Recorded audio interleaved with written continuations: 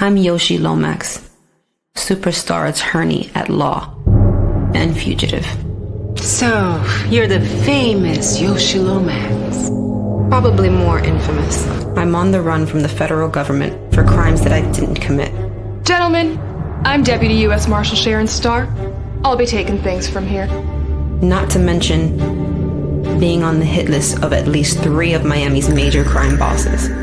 I wanted to apologize in person for leaving so abruptly last night. Welcome back. That's Vladimir Kuznetsov, a Russian crime boss. He's been a suspect in over a dozen missing person cases. I mean, I didn't get here to be this successful for doing things the American way. I need a list of the jury for my case with Hanju. Oh, really? What's that worth to you? Oh, my God, you're such a good... Mr. Santana is to be released upon processing. So what do you know about Sheldon Chisholm? What do you want to know about him? I really need to know if you're going to take my case. I don't have time to play, Miss Lomax. Money is not a problem. You know anything about his case? It's being handled by agents in my field office. I've learned that in this game of life, in order to win, Ready to dance? you gotta play dirty. You might look at me and see a beautiful, confident, successful woman. Congratulations, counselor. Yet another win. But underneath, I'm flawed. I'm broken. And I'm scared. So I have no choice but to run until I can find a way to clear my name. Miss Lomax is now considered a fugitive of the United States. Catching fugitives is my business, which makes her my suspect. You and your associates are relieved. Look. She killed one of our own. But I will not give up. All right, people, listen up. Get a picture of Miss Lomax out there so the public knows what she looks like. I will not give in. Okay.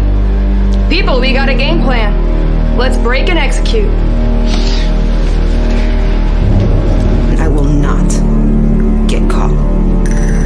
Time to go hunt.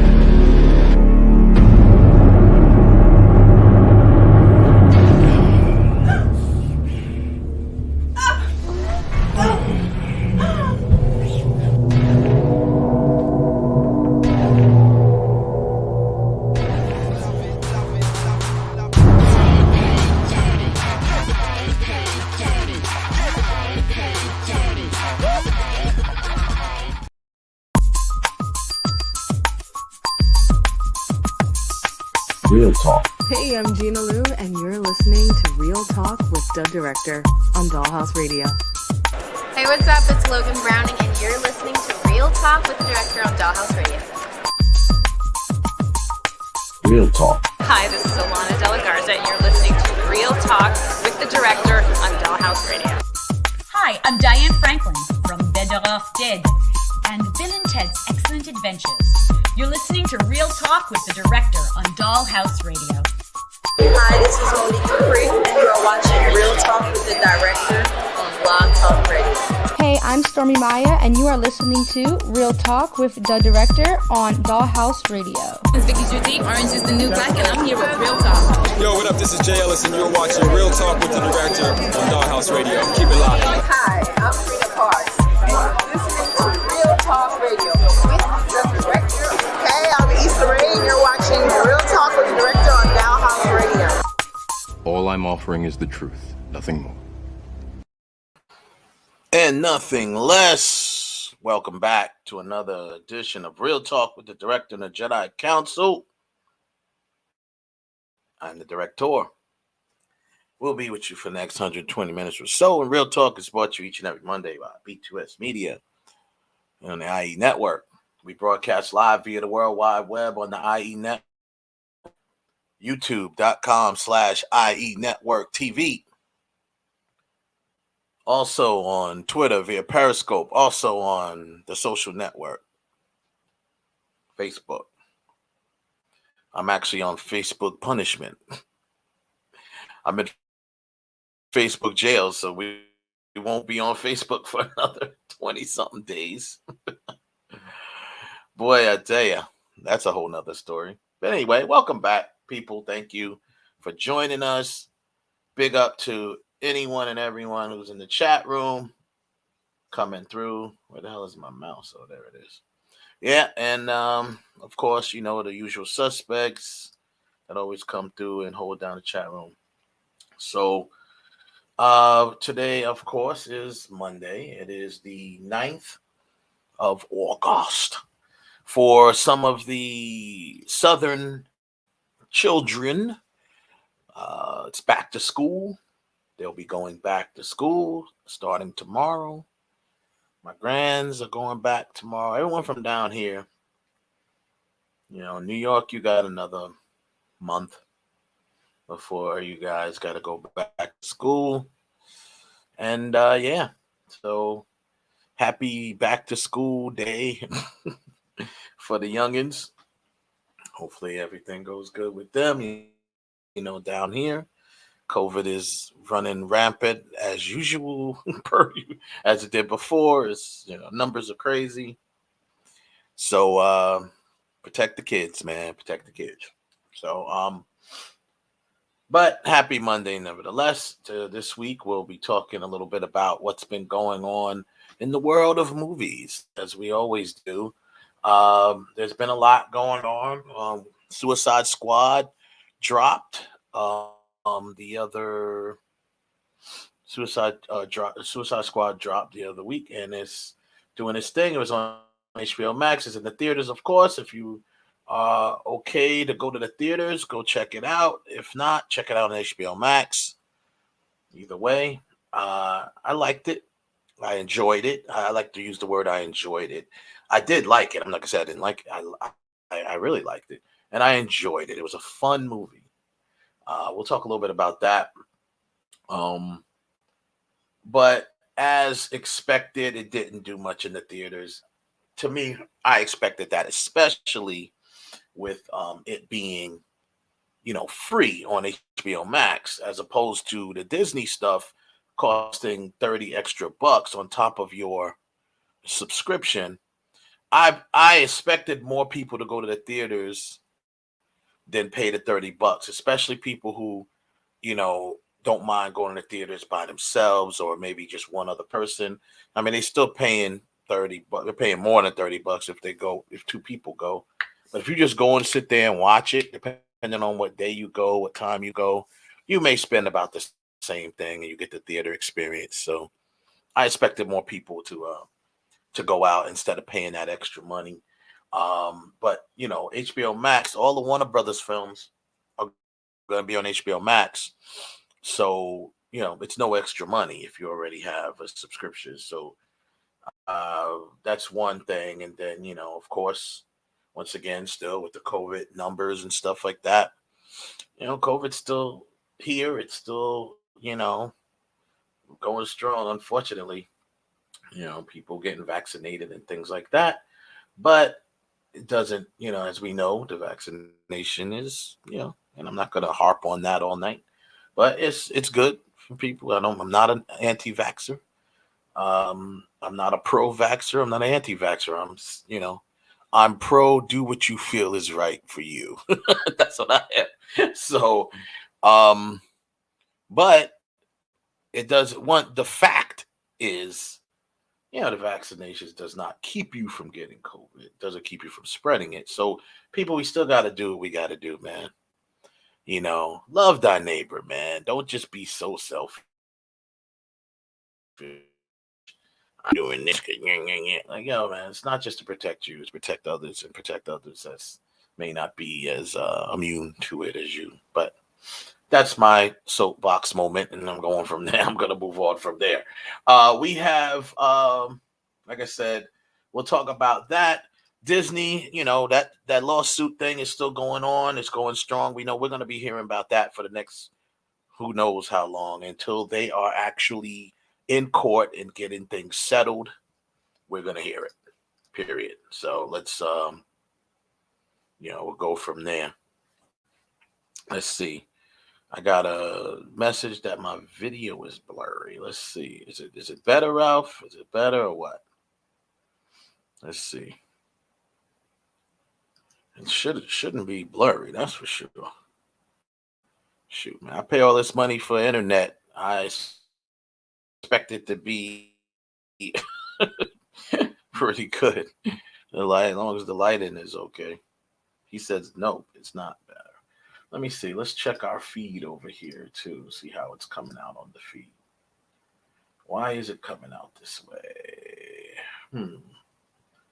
Interesting. Okay. Well, we'll get back. What did he say is good over here? Kev said it's good over here.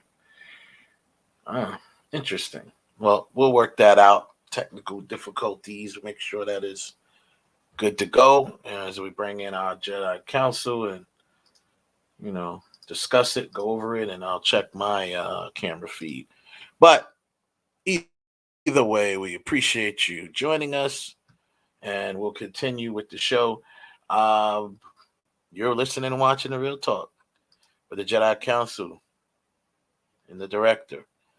I bought the Jedi Council. If you don't believe me, here they are. Ralph, Kev, y'all in the work out my whatever. Now you look good. Hi, sir. Hi, sir. Hi, sir. Can you please put your mask back up and don't cough on people, sir? Sir, put your mask up. Sir, Hey, sir, okay. put your mask up. Sir, I put don't your want mask nobody up. using this mic. So, Wow. It cleared up, you said, Ralph? Yeah, it did. It just cleared up when you did that. It looks like it cleared up. Okay, cool. That's all good. We'll see. Like I said, I pay so much money for this darn internet. I need to make sure that is right. So, yeah, man. So another year, another day, another week. Oh, but what we was talking about, well, what I was talking about earlier off the air. So I did reach out to Diane Franklin, and she's definitely down to come on for what we talk about doing. She's going to reach out to Lawrence Monison, and we'll see if we can do the Gary. But I'm gonna be honest with you, I've been already looking over. I haven't really did my review yet. I haven't re-reviewed it, but I've been looking over just going over some scenes that's like on YouTube because I need to go find my Blu-ray and rewatch it. Right. The more I watch this, Last American Virgin, we're talking about, people. The more I watch it, the more I am turning against Gary. And I'll tell you why.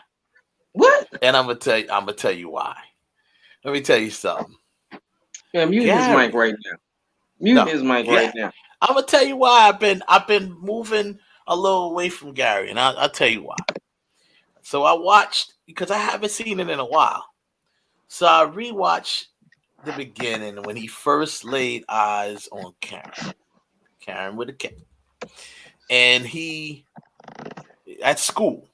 So then he leans over and he asks the big dude, David. He says, "Yo, what's up with the new girl?" I'm paraphrasing. He's like, "Yeah, man, she's new." And David apparently is the dude who knows everybody, when they come to the school, whatever. So then he goes and he asks him, "You think you could find out where she lives?" He said, "Yeah, I could do that, for a little fee. I could find that out, whatever." Cool. So he finds out, apparently. The next scene, Gary driving down Karen's block. And that being said, so he's driving down her block, and what does he do? Comes up to her house, and he gets out his little pizza car, goes over, and he lets the air out of her tire, right? Anticipating she's gonna come because she has a little scooter that she drives to school. So he goes and lets the air out her tire, gets back in his car, backs up to, about maybe 4 or 5 houses away so he could still see her come out. He's then, like clockwork, she comes out. She has her little scooter, and then she realizes she has a flat, and as right on cue, Gary pulls up. "Hey, anything wrong?" Now I'm gonna tell you right now, that's some creep shit. I'm sorry. That's some straight stalker creep ish right there. That's the first thing that turned me off. I was like, wait a minute. Time out. What makes that any difference than Marty McFly's dad being a peeping Tom to his mother? It doesn't make anything different. That was creepy. That doesn't make it any different. That's why Marty was like, I can't believe he's a peeping Tom. Right, just checking. Yeah, it don't make it no different. He was a peeping Tom. Remember, if you remember from Back to the Future, earlier when they told that story, the mother never knew what he was doing up in the tree. She never knew. That's what made it so, with the reveal where he's like, he's a peeping Tom. Like, I can't believe it. You know what I mean? Yeah, of course. That was creepy, man. These European Americans are pervs. That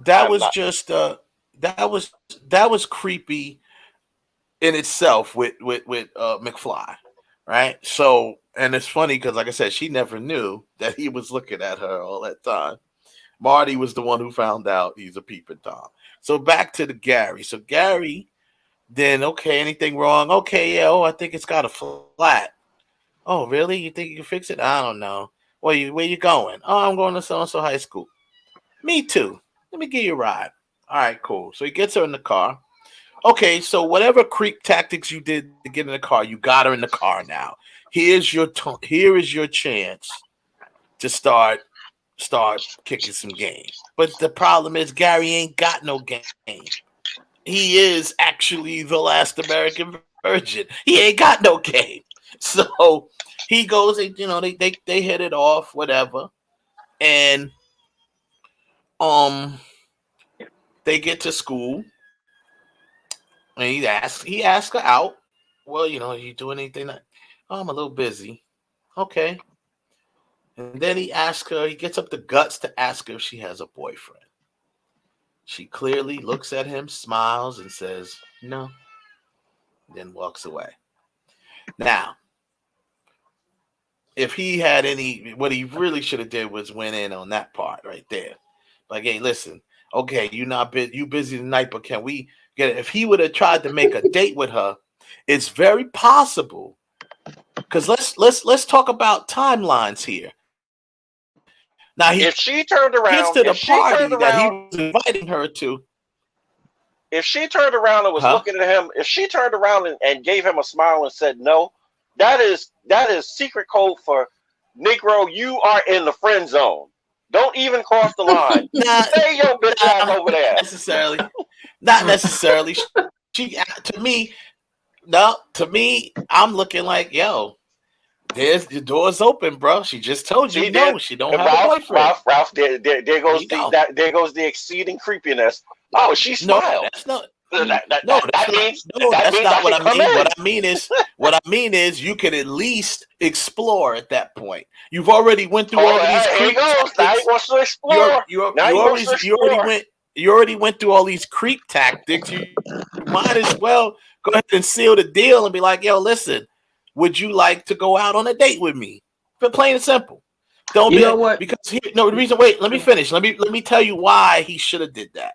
Because we talking timelines. Now he gets to the party that he was going to invite her to. She obviously was already going to that party, and guess what? She meets Rick. She met Rick, and it was over from there. She met Rick. Rick is who Rick is. He moved in, went in right away. And immediately, he has a line in there that immediately lays claim to her to his other boys. Because he says, hey, Gary, I want you to meet Karen, the love of my life. How's she the love of your life already? But that's code for, this is me, nigga. Stay away. That's me. That's basically what he was saying. Right? You know what? So it's all messed up. I'm going to give you this part. That first part would be like, if she would have gave him the look back, that at least would let him know, maybe she's interested. Maybe I should take my shot. I'll give you that one. But this still no. He should have shot the shot, and then he makes the rest of the movie. He's just peering over at her from across the room on some creep shit. Yeah, he's being a creep. He's being a creep from the start. But see, here's the problem: is that he does, as it says, Last Man Virgin. This is his first time having that kind of feeling. Like, I think I like this girl, and he doesn't know what to do. So while we can sit back and say, "Hey, this is what you should have did," he doesn't know clearly. If you see the movie, he doesn't know what to do. Wrong. No, I don't buy that. It's called human interaction. If you have a mouth and a personality, you can say hi, hello, how you doing? Hey, you're cute. I got an answer to that. I gotta answer the that. Big Bang Theory. Remember the Big Bang Theory? Didn't the Indian guy couldn't talk to women whatsoever? Right, we know that unless he was drunk, he couldn't talk to women. I got it. But here's the deal. Now, further in the film, here's more tactics that just pissed me off about Gary. So then he's delivering his pizza. He goes and delivers pizza to this Latin chick. He goes there. He's got, she's clearly older Latin chick. She's clearly hot for him. She does everything but rip his clothes off. Right? She's just telling him, giving him all the signals. He got the signals. What does he do instead of acting on the signals? He goes and gets his boys, and he didn't know what to do. He's stunned. He brings them back so now you gonna go and get your boys and tell them. He's driving, explaining to them, oh, she's got this and he's explaining her body, and you can see he's breaking it down to his boys as he's driving, and they're like, word. Gets them back there, and they all come back there. He's like, look, we about to get it in with this chick. He goes and gets his boys, and what ends up happening? Every one of his boys gets it in except him, because he has a chance he doesn't even go first. Now she's obviously gonna get it in with all three of them. They got to take turns. What happens? They out there. Oh, who's gonna go first? And then he's like, yo, you go first, bruh. Rick does once again. Rick doing what he do. Yeah, I had people like this in my crew. You always had that one dude that was like, yo, no matter what, whenever it presented itself, he was going in. He was aggressive. Rick was like, screw it, I'll go first. Bomb. Goes in there, tells them, yo, get your clothes, take your clothes off, so he can go, he's about to bring her in the room. Does what he does. Then what does this guy do? Not even. So it's the second time now. He's fighting with David about who goes second. Oh man, because they're all nervous because it's on the woman, right? So they're all nervous. They're supposed to be teenagers, and he's like, "All right, you go second." No. You said you were gonna go second. I'm just like, bruh. This shit is a hot mess. It just sounds all kinds of rapey. And he's creepy. Like, nah, it ain't rapey, creepy. I mean, it's just it's 80s, brother. It's 80s. How you say it's not creepy? Now you sound like cancel culture over here. It's 80s, my brother. Yeah. So, anyhow, cancel this movie in a heartbeat. Right, and not for nothing. There was a lot of movies in the 80s like that, like Lucas. They were worse. They were worse. Yeah, Lucas. Shit, you could say certainly. Private Lessons was Private Lessons would get so canceled right now. Yeah, because that was a young dude. He was 16 years. He was like a young dude having sex with what was she, like the maid or something like that? But she was older. She was. She that was basically teaching him. My tutor. No, there was a movie called. No, that was one too. But there was a movie called Private Lessons. I think it was called. And same thing, same premise. Old, she was basically teaching him how to have sex. Yup, class where homeboy was having sex with his roommate's mother. I mean, you throw Porky's up in there. I mean, hell, I mean, losing it. I mean, there's all kinds of teen comedies from that era that all got some sort of vibe there. Where today they'd be like, nope, nope, nope. It would never get made because Last American Virgin had teenagers having sex with older people, teenagers having sex with a hooker, abortion, all of that stuff. Man, they would go nuts right now. That would never, ever, ever, ever, ever, never ever fly make today. it through right now. That's why a lot of movies suck today because you get these boring ass teen comedies, and you looking like it's not funny, but people today think it's funny. But no, I mean, honestly, the last good teen comedy I saw that I thought was somewhat decent that if it made it in the 80s, I'm like, yeah, it was Blockers with John Cena. That's because that was funny. That was funny. Blockers was hilarious. Well, that was hilarious. In the last few years, and it didn't have like it was one of those films that didn't need to have the sex and all that stuff in it. It was still funny. It had the innuendos and had the anticipation of it because that's what the whole point of Blockers was, right? They trying to cock block their kids from having sex on their prom night. Exactly. Which is hilarious to me because that is a hilarious topic because most parents, obviously they didn't do that because it's extreme, but parents can watch that film and really laugh because it resonates with them, meaning like they didn't try to stop their kids from having sex on their prom night, but nobody tried to stop me. About it like nobody tried to stop me because I was like that when. Now that's what the parents say. No, I remember that prom when you got the limo, you got the boom, and you came with the Boone's Farm and the brown bag. The Boone's Farm. And that was, we were all going like, we would like go to the local motel because it was the one night that we could actually stay out late and our parents knew we were going to stay out late and they didn't care like it's prom night.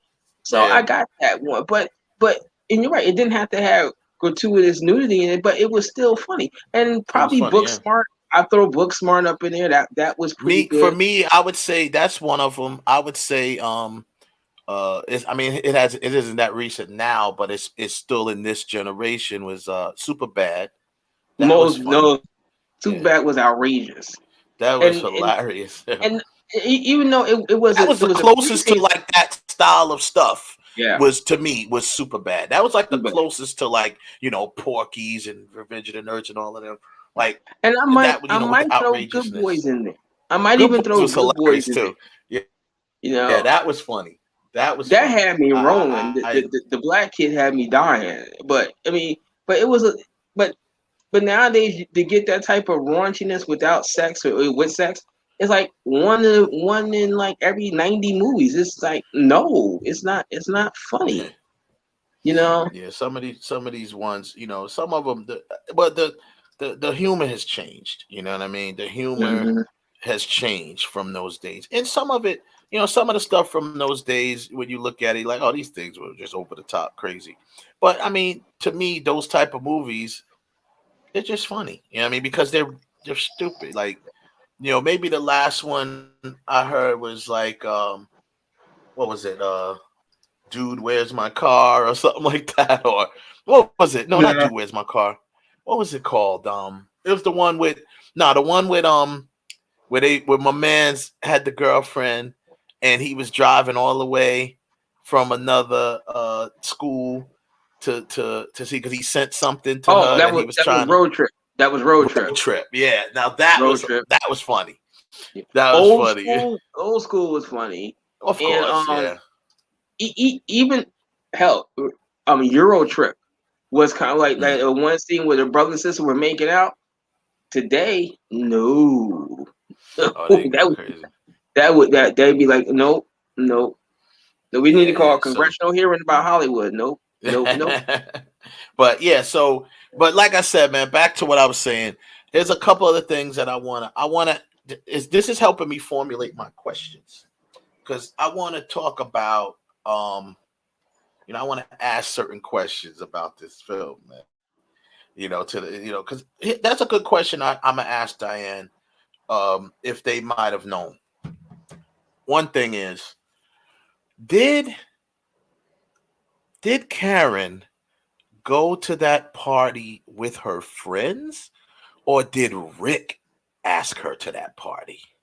That's a good question that was never answered, because she said she's busy, right?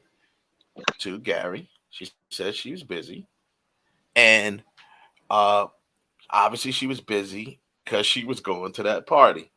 And then he mentions the party, right? Now he said because there's a little something going on or something like that. He mentions it to her. Now she didn't say that she was going.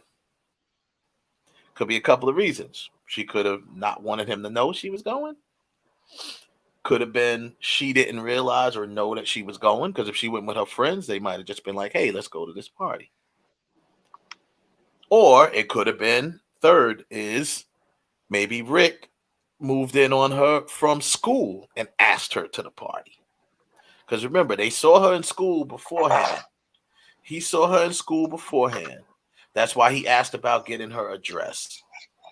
And it could have been. So that's a funny question that I don't know if they have that answer, but you never know because they had the script. I'm sure there was other things, that was probably shot and left out. So I'm wondering, do you know? I'm gonna ask Diane. Do you know if? You know what I'm wondering? You know what I wonder? What? I wonder who cares? Nobody cares about his creepy ass. Fuck him. So wow. We yeah. So hopefully we'll get Lawrence Monason on here, in spite of what Kevin is talking about. That's just like we can get Lawrence Monason. That's just like under the belt, man. That was totally unnecessary. Wait a minute. Flag on the play. Flag on the play. Yeah. So that is most definitely a question I'm going to ask. There's other things, as we break it down. But like I said, as I watch the movie more in hindsight, when I add the creep factor to it, and then Gary, yes, you feel bad for him at the end, or people feel bad for him at the end. But like I said, I go back to it again. Once now he and then it's the whole scene where he's cock blocking because he's like, hey man, can I go to your grandparents' house? Have a key to your house because I got David Sharon. I think Sharon or Karen.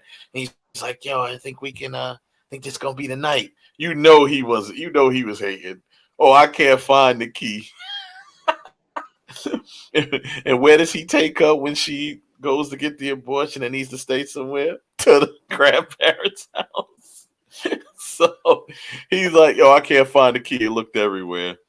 Oh, I guess you just have to cancel your date. Like just real hating, yo. Like, wow, he was hating from the sidelines, and once again, all the while, never shooting his shot. Okay, at this point, she's with Rick, so now he's like, what is he gonna do? He ain't gonna be able, but he's still in the background on some move. And then when Rick tells him, yo, I F Sharon. I keep saying Sharon, Karen. I F Karen. And he's like, you're lying. Like, yo, dude, you just don't want to accept it. You're lying and you know it. He's like, what, you want me to give you instant replay? What you want? Rick. When Rick say he hit something, he went in and hit it. Plain and simple. So, like I said, man, as I watch the movie, I get less and less Team Gary. To be honest with you, I'm just like, yo, man. Now you don't feel no sympathy. You're like, no, you got what he deserves. I feel no sympathy for him because he had a very small window, but he had a window. He made it himself by being creepy. So you might as well go ahead and finish the deal. And then when on top of that, the setup for him being hurt, you know what I'm saying? The setup for him being hurt is his own doing, because he helped her. did what he did. He finally expressed his little love, confessed his love for her. She kisses him, and automatically he feels like, oh, we're a couple. But ain't nothing go down. That's another question I'm gonna ask her. I want to ask her some behind the scenes, in between stuff. Do you think? Joseph says Sharon, okay, Karen or Sharon? You decide. It's Karen, bro. My bad. So,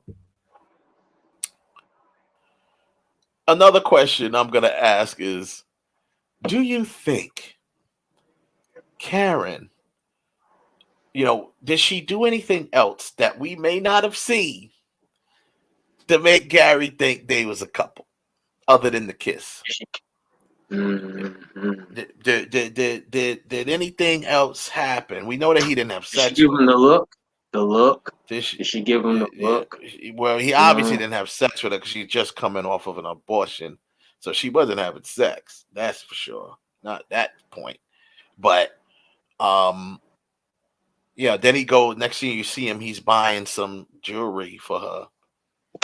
Oh, it's her birthday for my girlfriend. So now all of a sudden it's your girlfriend. Did you confirm that? Did you confirm that was your girlfriend? Or did you just assume that was your girlfriend because you helped her out? She kissed you. It's got to be your girlfriend, right? So, and this is even back in the 80s, bro. I'd have kissed many girls in the 80s. When as a youngster and a teenager, I did not for one think that they were my girlfriend after I kissed them. Never. It had to be, and even back then, it had to be more official back then than it even is now. Because nowadays, motherfuckers be on social media, next thing you know, their boyfriend and girlfriend hadn't even met each other in person yet. You know what I'm saying? So back then, it was like, yo, I want to know what's up. You know what I'm saying? No. Back then was, you want to go with me? Yeah, you want to go with me? Exactly. You want to go with me? That's the greatest. That's the best line. Yo, you want to go with me? You know, for me, we going. You know, for me, back when I was that age, it wasn't the fact of you saying that. It was when you took the girl to a movie. When you had your mom drop the two of you off at the movie, that's when you knew that this is my girl. No, like we at the movie. I don't have no parents with me. It's just me and you. I'm gonna get you that popcorn, baby. It's some juju beads. It's some juju beads. Juju beads seal the deal. Yep, juju beads seal the deal. Like yo, juju beads. With some M&Ms. M&Ms, yeah. M&M, yo, chocolate, plain M&Ms, and in the book of the popcorn. Nope, you only bought flavored candy that had flavor, that had a cinnamon scent, to make sure her ass didn't have bad breath, and to cover yourself. So when you kiss the chick, you want to make sure she tastes like something and not. You know what I'm saying? I don't want to taste peanut M&Ms. Yeah, it was Coca-Cola. That's what it was. It tastes like some. I like to kiss a chick, and she smell like, she tastes like Red Hots. You know what I'm saying? Nah, it was Fireball.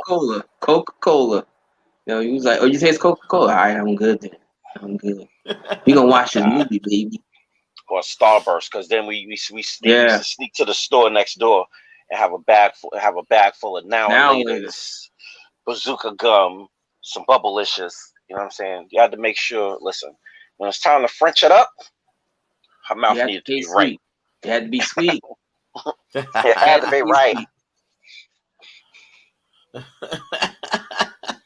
Yo, that's funny. But yeah, so back then we had to do the work. It wasn't on some old get one little kiss about some. Oh, that's my girlfriend.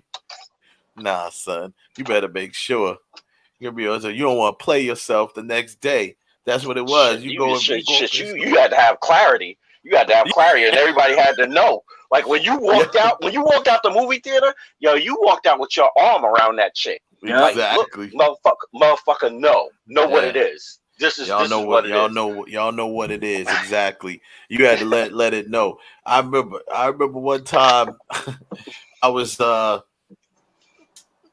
actually was going on a church outing. We were on a church outing. Yeah, I had to say it. We was on a church outing. I was trying to scoop this girl on the church outing. She was actually the pastor's daughter. Corrupted. Corrupted. So I was trying to scoop the pastor's daughter. We on a church outing. You know, the whole time we chill, we doing this, we do, hanging together and holding hands, going on rides together, all this other stuff. But not for one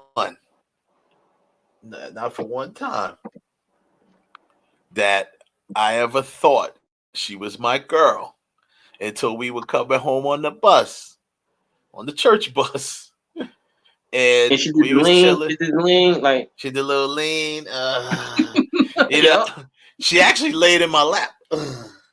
I was like, oh. And then I'm like, all right. And I still, after all that, I still had to ask her, you want to go with me? Listen, if they lay on your shoulder, and then we sealed it with the kiss. Yep. If they lay on your shoulder, lay on your lap, grab your hand, and somebody sees it, it's a wrap. You go together. It don't matter. Yeah, I just had to clarify because I didn't get that whole day. I didn't get a kiss or nothing. That was from an her. exclamation point right there. I didn't get a kiss or nothing from her. We just was all cuddly and lovey-dovey. And then I sealed it with the kiss by, confirming, okay, so we go together. And, yeah, then her answer was the kiss. Yeah, okay, cool, we good. I didn't do on some old, just from hanging out with her and holding her hand and hugging her and this, that, and the other, start going and buying her jewelry. Talk about this, my girlfriend. So I want to go buy. That's what I'm saying, Gary. Boy, I swear, I hope you bought her the candy ring. You bought her the big candy ring. The big old candy ring. Yeah. No. Listen, no. Even back then, at an early age, listen, you get nothing.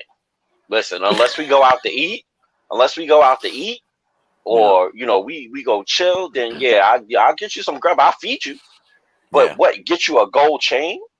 Nigga, no. Yeah, no, that was crazy. That's why you got the candy ring. You didn't even get that. Listen, don't listen. Them ring pops was good. To be honest with you, it don't matter. They was good. You don't share those. You don't get them. No. Yeah. Well, now here's my thing. I am definitely a giver. That's part of my nature. That's part of my love language. That's part of my love language. I'm a giver and what's the word they look for? I forgot the word they use. A sharer. That's that's part of my love language, right? So I was always like that. I mean, even a kid. I mean, I wasn't going buying gold necklaces, for everybody, but I was more of a flower giver, stuff like that. That was just me. That's all I always was. But yeah, I wasn't going buy no damn necklace. Talking about some to Karen with love. Going out like a sucker. Nope. Yeah, I swear. I hope we get Lawrence up here, man. I don't want to clown him or nothing. I'm just gonna be like, yo, Lawrence, man. Tell me, what did you think of Gary when you first did? Because he was only 16 when he did that role. That was like his first role, I think, or one of his first roles. He was like 16 years old. Actually, when they started production, I think he was 15, and then by the time they were done or whatever, he was 16 or something like that. I read somewhere, and they were all young, but I think they were older than him. And he was the young one. Because if you notice, when you think about it, that's probably why he played that role, because he was technically underage. You know what I'm saying? So he never got any like sex roles or anything like that, because he was actually really young. He was really a teenager. I think the other ones were all older. They were like 18, 19, a little bit older. So he wasn't gonna be able to. SAG would have gave them a problem if they'd have had him doing sex scenes at SAG 16. would have swooped down. Yeah, They would have did exactly. the SAG swoop would down. shut him down. SAG would have shut him down. So it makes sense now that he was that young. It makes sense that was the only role he could play really in that film. You know what I mean? Was that everything was implied. Everything was he always almost got there but didn't get there. You know what I mean? So and even with the hooker, they didn't show anything. He was just like he just I don't even know what happened with that. It's like so it's cool though. It's cool. But anyway, so the topic, Disney, of course, this whole thing is ongoing still. Now, speaking of SAG has weighed in on this. You know what they about to do. SAG, first of all, if AJ was on here, he hates SAG. I would say he hates SAG, but he has a bad relationship with SAG. But so SAG, the president of SAG weighs in on on this whole Scarlett versus Disney type deal. And very plainly, in quotes, they say Disney should be ashamed of themselves for resorting to tired tactics of gender shaming and bullying. Actors must be compensated for their work according to their contracts. Scarlett Johansson is shining a white-hot spotlight on the improper shifts in compensation that companies are attempting to slip by talent as distribution model changes. Nobody in any field of work should fall victim to surprise reductions in expected compensation. It is unreasonable and unjust. Disney and other content companies are doing very well and can certainly live up to their obligations to compensate the performers whose art and artistry are responsible for the corporation's profits. End quote. So they that's like a segue to the other news that just broke about Marvel Studios only pays comic creators $5,000 flat fee for using their stories. Right? So this is a story that's developed and as a screen rant. There's a lot of people reported on it, but this is as per Screen Rant. They say, according to The Guardian, Marvel pays writers or artists whose work is featured in an MCU film a flat $5,000 fee. 3 different sources confirm this amount. Additionally, they also send the creator an invitation to the premiere of the movie that their work is featured in. Whoa, big spenders. So then they say Marvel has declined to comment. Wait. Marvel has declined to comment on the matter, citing a concern about privacy when discussing these matters. And it says that to the date, the MCU's 24 movies have grossed nearly $23 billion at the box office, and several of the films have crossed the 1 billion mark on its own. That being Avengers Endgame, Captain America Civil War, Iron Man 3, Black Panther, Avengers Age of Ultron, Captain Marvel, and Avengers Infinity War all surpassed the $1 billion mark. Once the box office recovers, it seems all but guaranteed that the franchise could continue to post record numbers like this. And then it goes on to say, this certainly indicates that Marvel Studios and Disney itself is more than capable of paying the creators of these characters a much better fee. The fact that they don't is deeply concerning.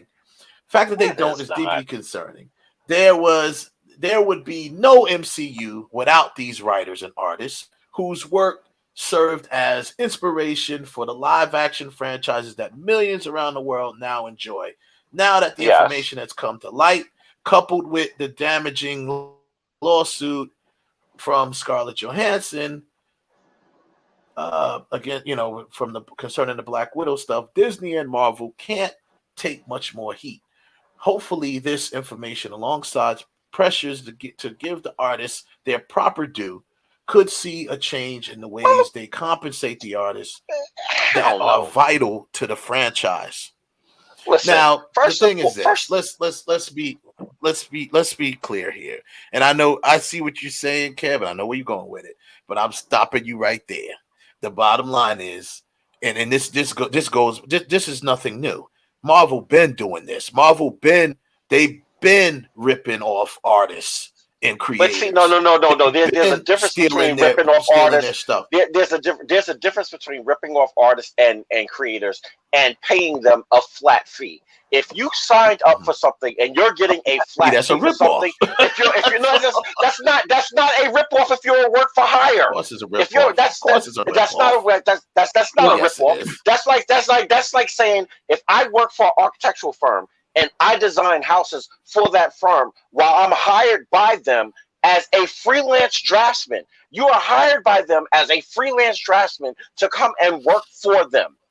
That story that you make is under their banner. It's different if you made up that story and then you came on board and that was your IP before you got there. And then you want comment. That's a totally different story.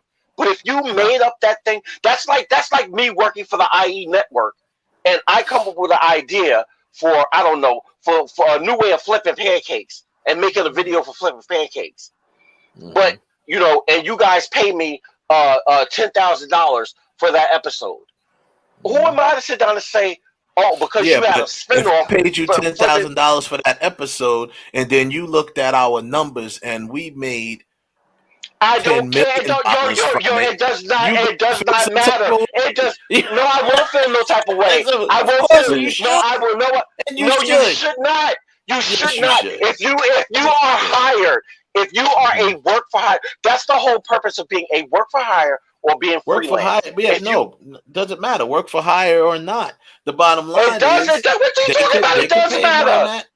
And what I'm saying is, this just goes right in line. This goes right in line with what Marvel's been doing for years. But wait. No, but that's different. No, but like that's why I said. That's why I said that. Just look at one of the creators of Marvel, Jack Kirby. He's a perfect example of how you get cut out of stuff and get your stuff ripped off, and people take credit for Wait.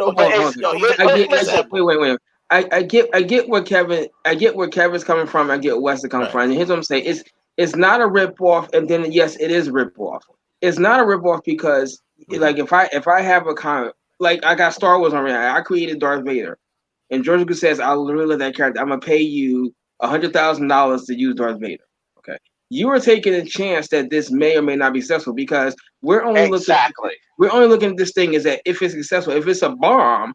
And it only makes $1, I still got $100,000 at the deal. But if it makes $1 billion, now I feel like I'm slighted. You can't have that both ways. Yeah. You can't. Yeah, I understand that. I understand that. But what I'm talking about is, but it's the same thing. The only difference is it is the same thing. The only difference is with Jack Kirby and them, they knew what they were getting into. Now, should they have gotten their proper credit? As Marvel and Disney has done over the years, giving them their proper credit? Yes.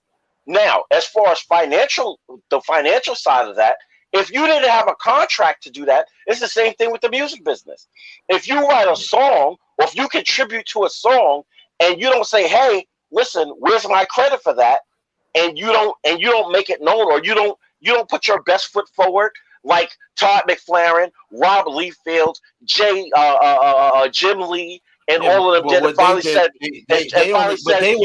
they were a very rare case. They just decided to say, you know what, we're getting the hell out of here because no. They didn't just no. You know what they did? They got sick and tired of being sick and tired and realized, you know what, you guys are not going to change. So since you're not going to change, we're going to change the game.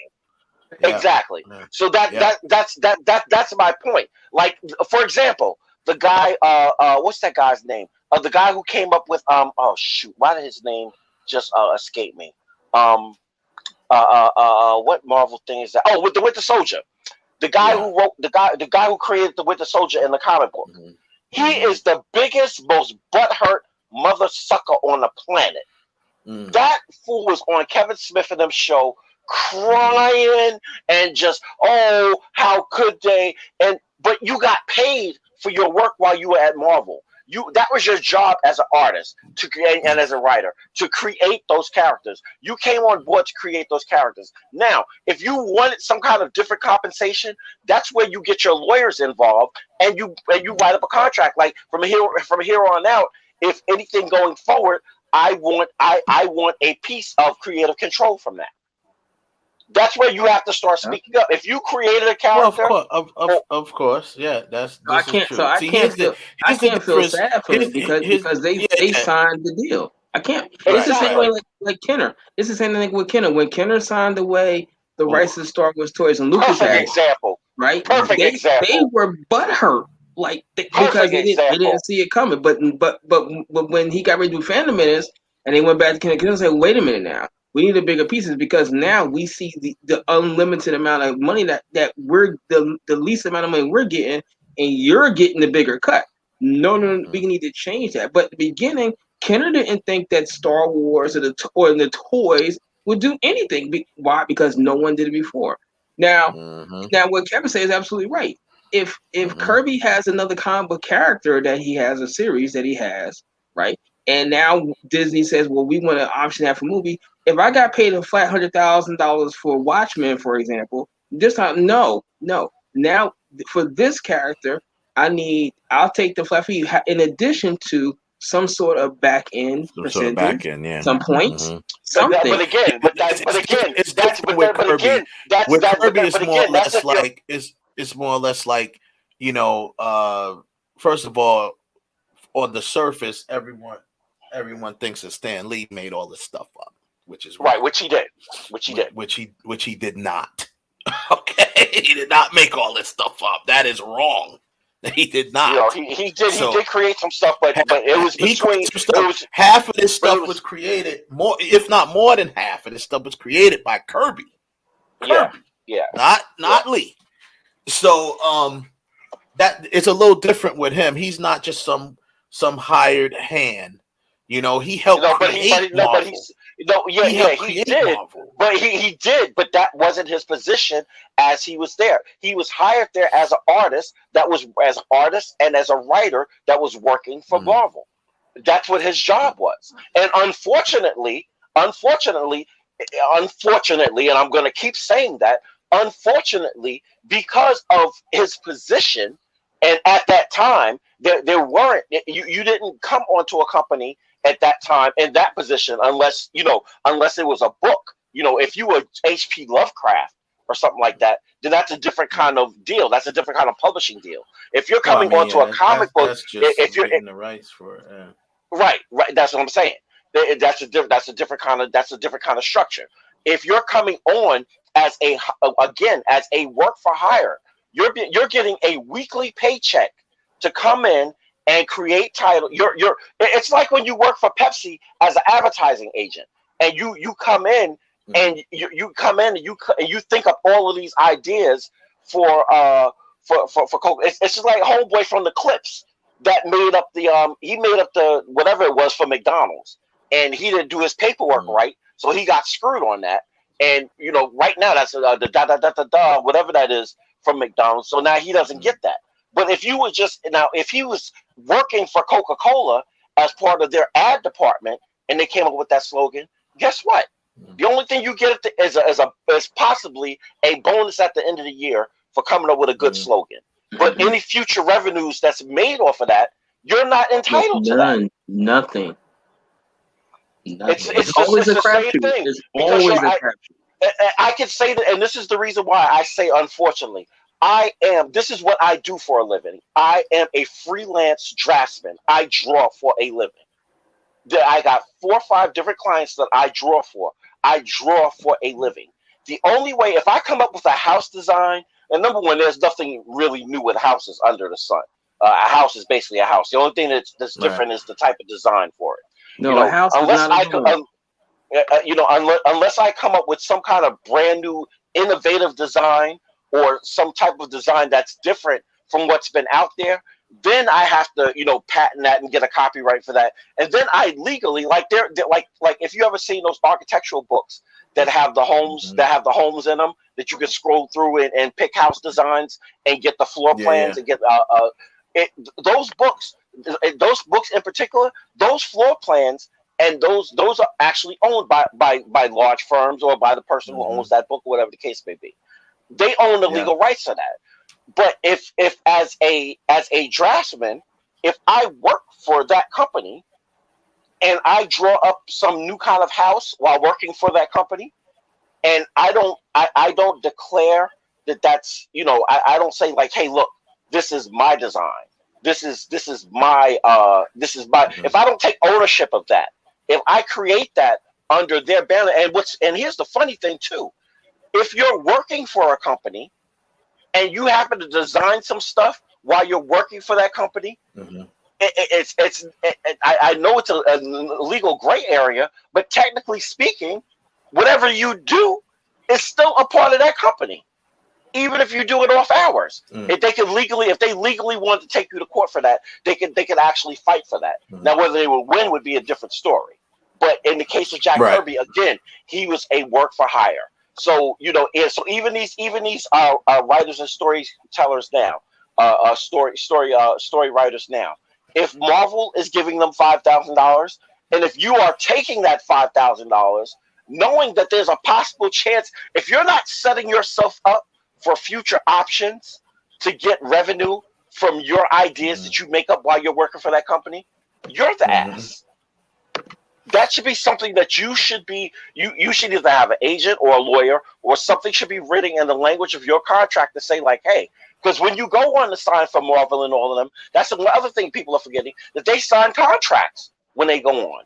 And when you sign those contracts basically say, hey, you work for us. Your creations that you create are for this company. They are not yours.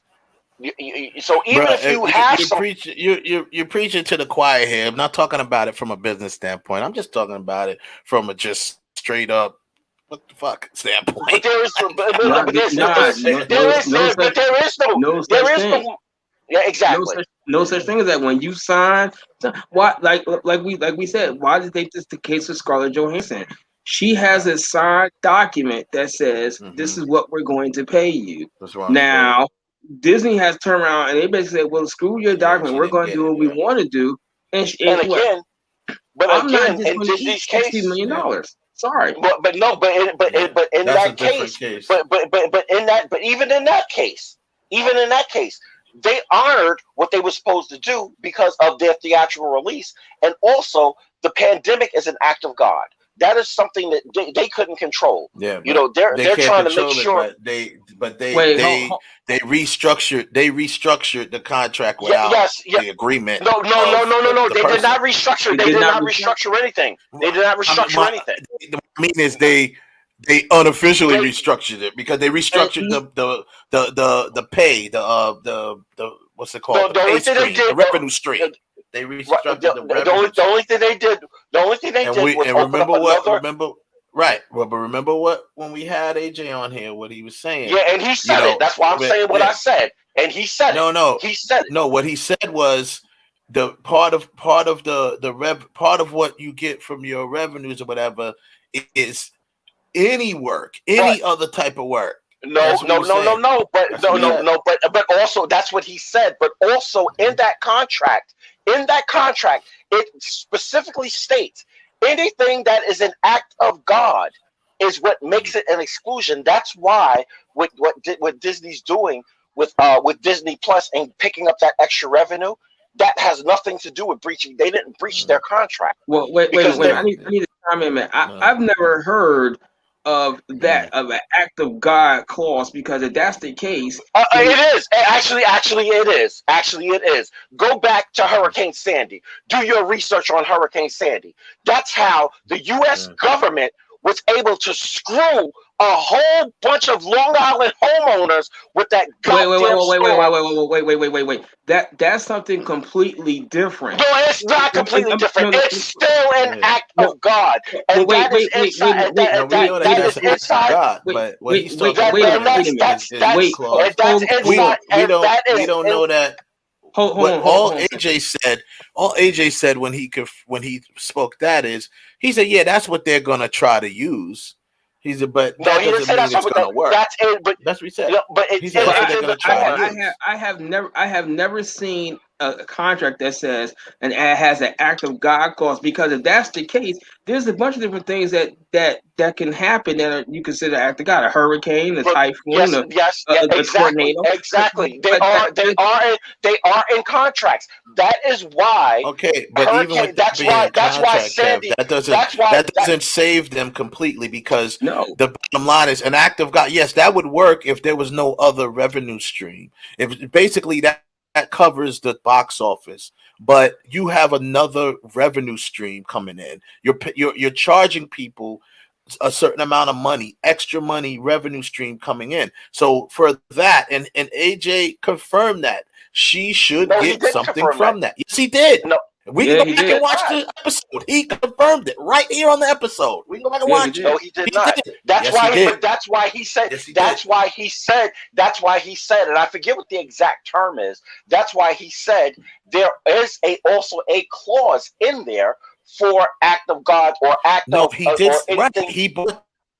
He brought that up. Yes, he did bring that up. But what he said after that was, he said that's what Disney is probably going to use. That's what he said. That's exactly what he said. Because that's probably what they're going to use. As far because other than that, they don't have a leg to stand on based on what he said, based on how these contracts are structured. Because that revenue stream that he was talking about, I guarantee you they're going to settle, because if they push and go forward, Scarlett Johansson ain't getting shit. I'm telling you now. No, she won't. She won't. She won't. This is why I'm telling you. This is why Warner Brothers, Universal and them took the steps of, you know what? Let's save ourselves the legal fees and all the extra BS that we're gonna have to go through.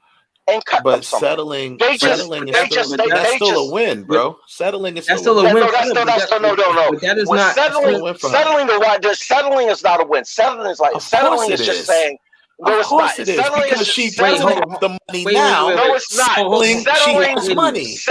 Settling is just saying, here's some money, shut your ass up. It doesn't matter. It's still a win for her, Kev, because if she decided to just lay back and take this, she gets no money.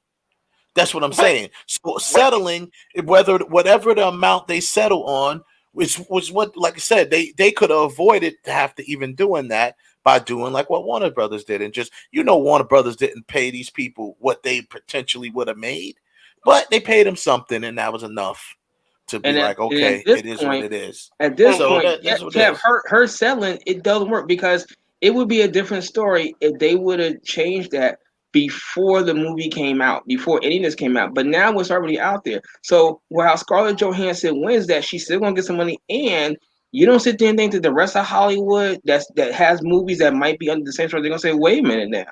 So they're not. They're not. Wait. Let me tell you something.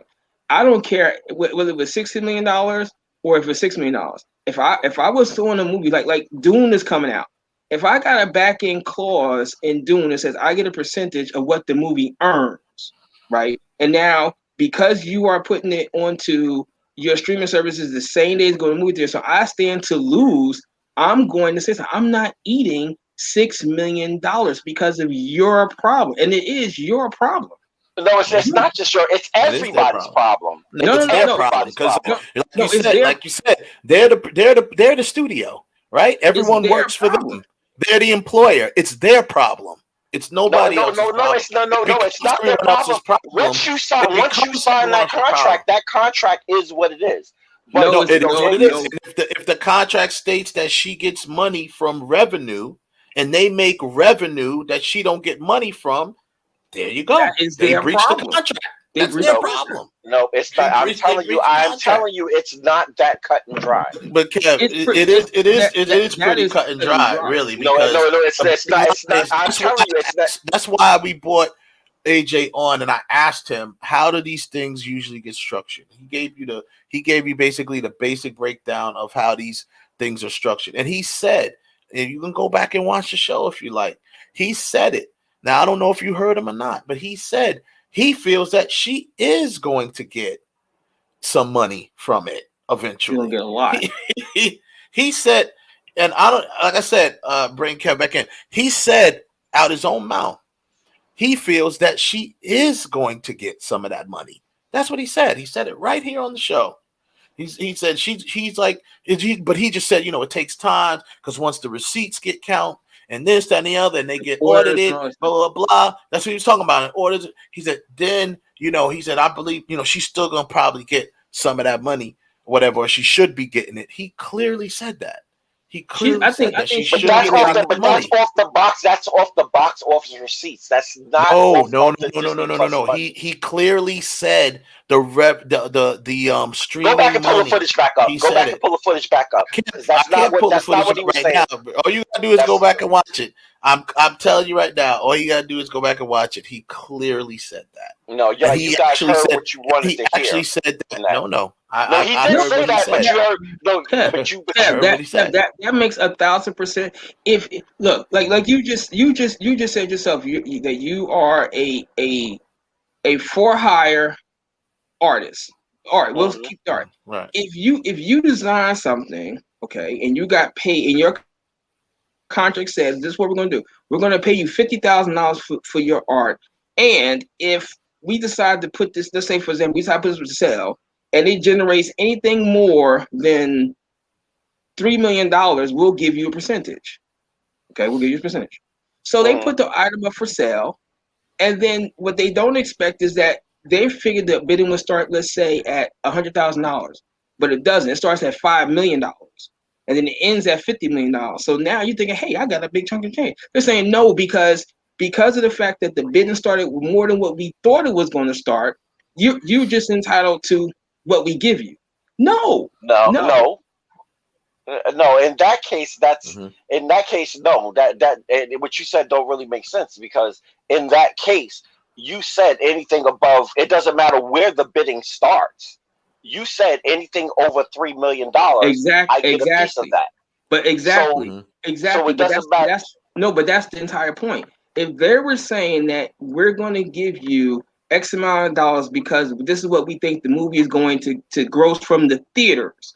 Now, pandemic happens, so now not only are we going to put it in theaters, we're going to put it on our streaming service at the same time. You are now lowering the expectations of what it was going to gross in the theaters. You still owe me that money. It doesn't matter that you guys, because of the pandemic, have decided to change your policy. And if you were going to do it, that's fine.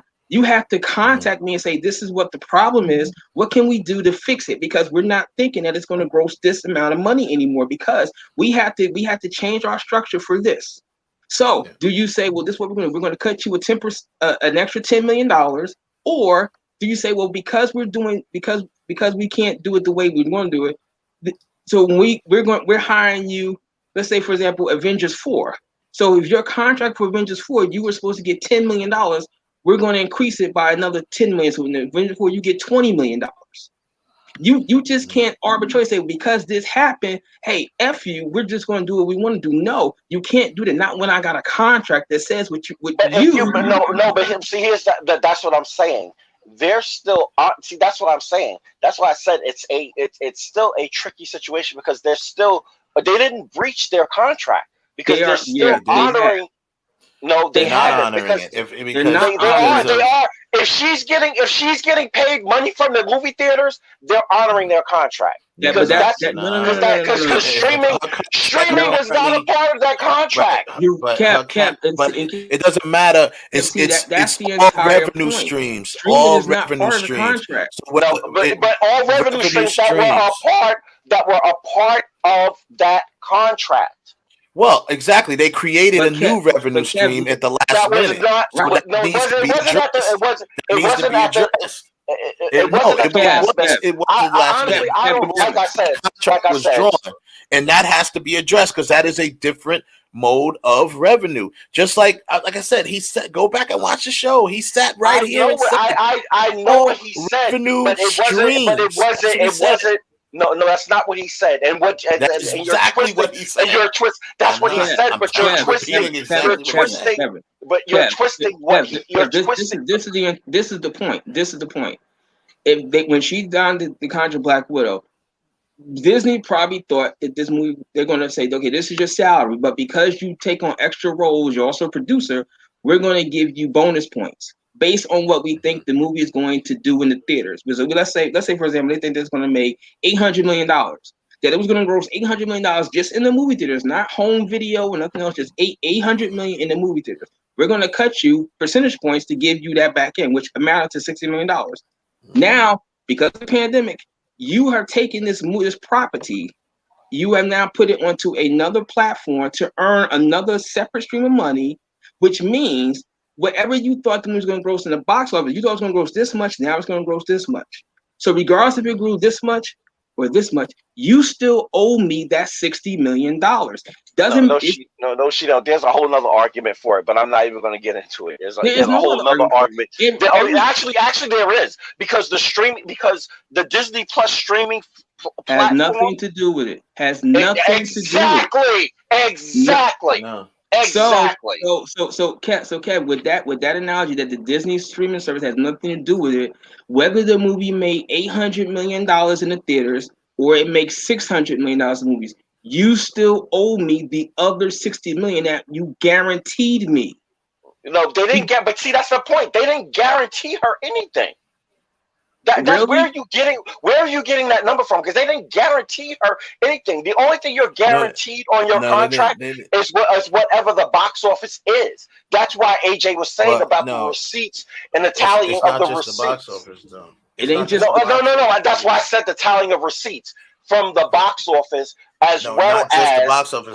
That's why I just said as well as anything else that comes with that, as far as DVD sales, pay-per-view revenue, and all revenue streams. No, yeah, but that revenue stream, as far as the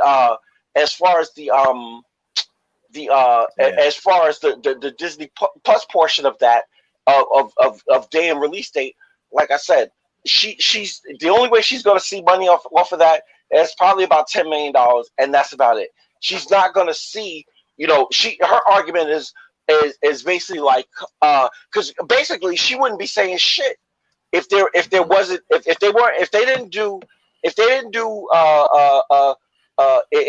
did it on Disney Plus and didn't charge anybody anything, but people are still paying, because technically speaking, even with HBO Max, if you want to say the argument of, okay, yeah, they're not charging the customer like an additional fee for downloading the movie, they're just making it available for a certain window. But in order to see it, you still have to be a subscriber. So there's still a revenue stream. I don't think that they're a part of that revenue stream. I don't think the streaming was part of her original contract, because at the time that's what I'm saying. That's exactly my point. But Kev, no matter how you slice it, whether you feel she was supposed to get $60 million, $10 million, $40 million. The bottom line is this: she is guaranteed some sort of percentage from what the movie makes in the theaters. Exactly, and that's what they're giving her. What she's getting in the theaters. No. That's not what they're doing. They gave her salary. That's what they're doing. Right? They didn't just give her a salary. She doesn't get the rest of that back in until they tally up the receipts of exactly how much it made in the box office, which is still a couple of months. It's still months away before they tally up all of that money of what the movie actually made in the box office. That's before you even get to movie theaters. But they have already seen that the movie is not going to come anywhere near what they anticipated to make. But that's a route. But again, take that word anticipation and throw that out the window, because anticipation has nothing to do with nothing. When you sign a contract for that, you're signing unless your contract specifically says if this movie, like the example that you made before, if your contract says specifically, okay, we made a movie, the movie's done, we're putting the movie out. Now, when this movie goes out, not only are we going to give you the small percentage of your salary, here's $500,000. Not only are we going to give you a back end off the ticket receipts, but we're going to even double that. We're going to double down on it and say we think that this movie is going to make $800 million when it's all said and done. So if it makes, we're guaranteeing that it makes $800 million.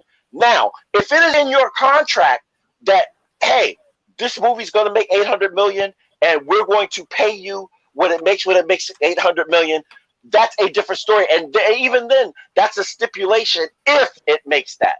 Now, if they say, regardless to whether it makes $800 million or not, we're still going to give you X, Y, Z, then they're liable to pay you for that because they said, listen, it's going to make $800 million, but regardless of whether it makes $800 million or not, we're going to cover you for that amount, which is stupid for any studio, for anybody to do, to promise money that you're basically promising money that you don't know whether it's going to be there or not.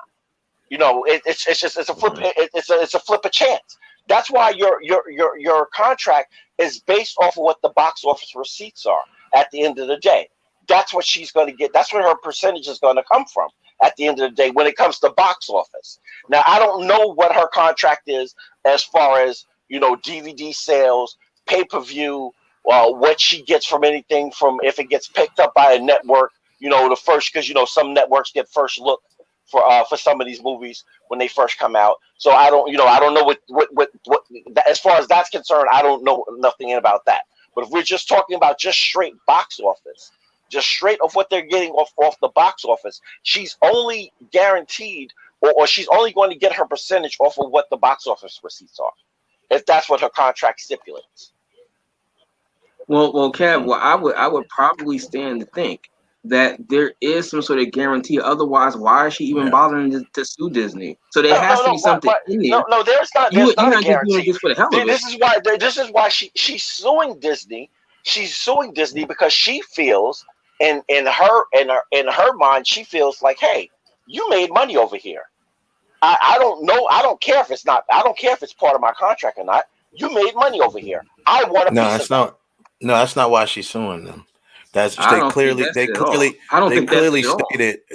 stated why she's suing them. She's suing them for breach of contract. That is why she's suing them. Well, she's not suing them because of what she thinks she. Well, that's what they're saying. No, that's what they're saying. That's what they're ascertaining. They're saying that, hey, you breached contract by making money over here. That's what their allegation is. It's not proven yet. That's all it is an allegation. I mean, that's what she's suing them for. I mean, she's not suing them just because. But what you're saying is she's not suing them just because she saw them making money and she wants to like change her contract. She's suing them. No, that's not what I said. That's not what I said. I said because you are making, which is what she's saying. She's saying that in a nutshell. When you take away, when you strip away everything, that's exactly what her and her lawyers are saying. Hey, you made money over here. We think that that's a breach of contract. We want a piece of that. So therefore, we're taking you. But it is a breach of contract. It's not. It's an allegation. It's an allegation of the fact. It has not been proven by a judge, or nothing hasn't been proven yet. So.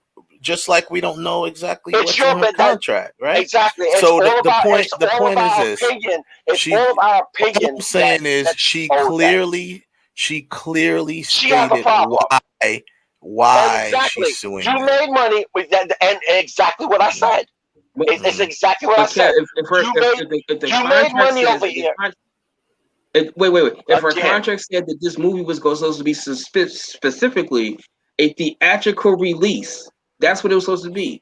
Disney changed it because of the pandemic. Said we're going to put it on our streaming server at the same day we put it in the theater.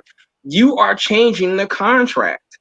You got to say something to me because I have extra things involved in it. So we need to change the structure of it. That's not a thought or a theory. That is the reality. That's what Disney did. So what is Scarlett Johansson saying that even if she's wrong about $60 million, what is she actually saying that's wrong? That Disney changed the contract, that they breached the contract. What is she actually saying that's wrong? She's saying the truth. It was supposed to be a theatrical release. You guys decided it still was a theatrical release. But it was supposed to be only a theatrical release. When they first came out, right now, we need to be clear. We need to be clear. We're speculating. No, we're not. No, we're not. I feel like this. If that was the case, then why is nobody else has a lawsuit out there? Nobody. Well, wait a minute, but it's coming. Wait for it. It's coming. It's coming. Wait for it. We've already had reports because Emma Stone is looking to same difference with her.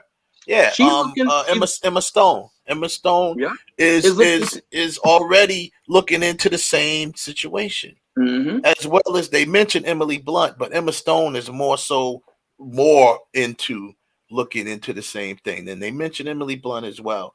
So there are people that it's already formulating out there. Because they're looking at the same situation. They're like, oh, we had contracts. We had contracts that negotiated certain things, and this was not part of the contract. It's funny. It's only them. Rock ain't saying nothing. Nobody else is saying nothing. The Rock ain't gonna say nothing because number one, the Rock's not gonna say nothing because Disney and him are in bed together, so he ain't gonna say nothing. Listen, money is money.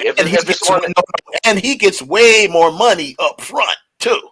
So that's a whole nother story. Understandable. He might just be like, it is what it is. I don't think that either. And remember, let's not let this. This is a very important factor. The Rock has an ongoing relationship with Disney. Scarlett's relationship with Disney is over. It's done. She doesn't have future money coming from Disney. Where The Rock, and AJ even said that last week too. He said, if you have a thing going with them, they might be able to negotiate giving you more money the next down the line. But that's not the case with her. So this is why she has to do it, because this is not the case. The Rock got movies lined up that he's doing for Disney. So the money that I'm sure he's a producer and had back end money off this movie. This movie didn't do well in the theaters, but the money that he missed out in that back end money for this movie, he could probably make up down the line in another movie. I'm sure they'll negotiate that. There's hope for him because he has a future with Disney. Right. Her Disney run is over. Right, and so Disney, that's why she had to do it. And Disney at the Jones Cruise, they're not releasing everything else simultaneously on theaters and their own streaming services. They're just saying, no, we're just going to keep it in the theaters. And now they really got a reason not to do it because until they go back and whoever else big release they got to go back and talk to them. It doesn't matter if it's someone super big. I'm gonna be honest. I'm just gonna keep it a buck. I honestly believe the reason why this whole thing is going down is because of the fact of because of Disney's change to the industry. Because I guarantee you, if Disney would have said, you know what, the country's back, we're only going to do theatrical releases. Nobody wouldn't bat an eye about, well, you know what, you owe me XYZ, you owe me XYZ. Wouldn't nobody be saying shit about nothing? Well, they couldn't. Even if they wanted to, they couldn't because there's no other revenue coming. I honestly believe that, and I should have been clear on this last week when I said what I was saying. Why I'm so vehemently against it, and I love Scarlett Johansson. But why I'm so vehemently against this, because I honestly believe that it's some shady, underhanded stuff where they're trying to manipulate the situation to make it to where, right, you know what, we're going to get rid of Day and Date altogether. They can't do that by themselves. But Cap, even if they try to do that, but see, what you're saying is what I agree. I partially agree with that, but the thing is if that would have never happened, then legally she wouldn't have had a leg to stand on. You understand? Because there was no extra revenue that came in that she wasn't privy to. And like I said, if you go back and watch the show from last week, he clearly said all revenue streams. And he said, oh, it's in there. That's what he said. Because I asked him, I said, in your opinion, do you think something like that streaming would have been covered? He said, oh, it's in there. Most definitely, it's in there. That's exactly what he said. It was exact words. He said, oh, it's in there. He said all revenue streams.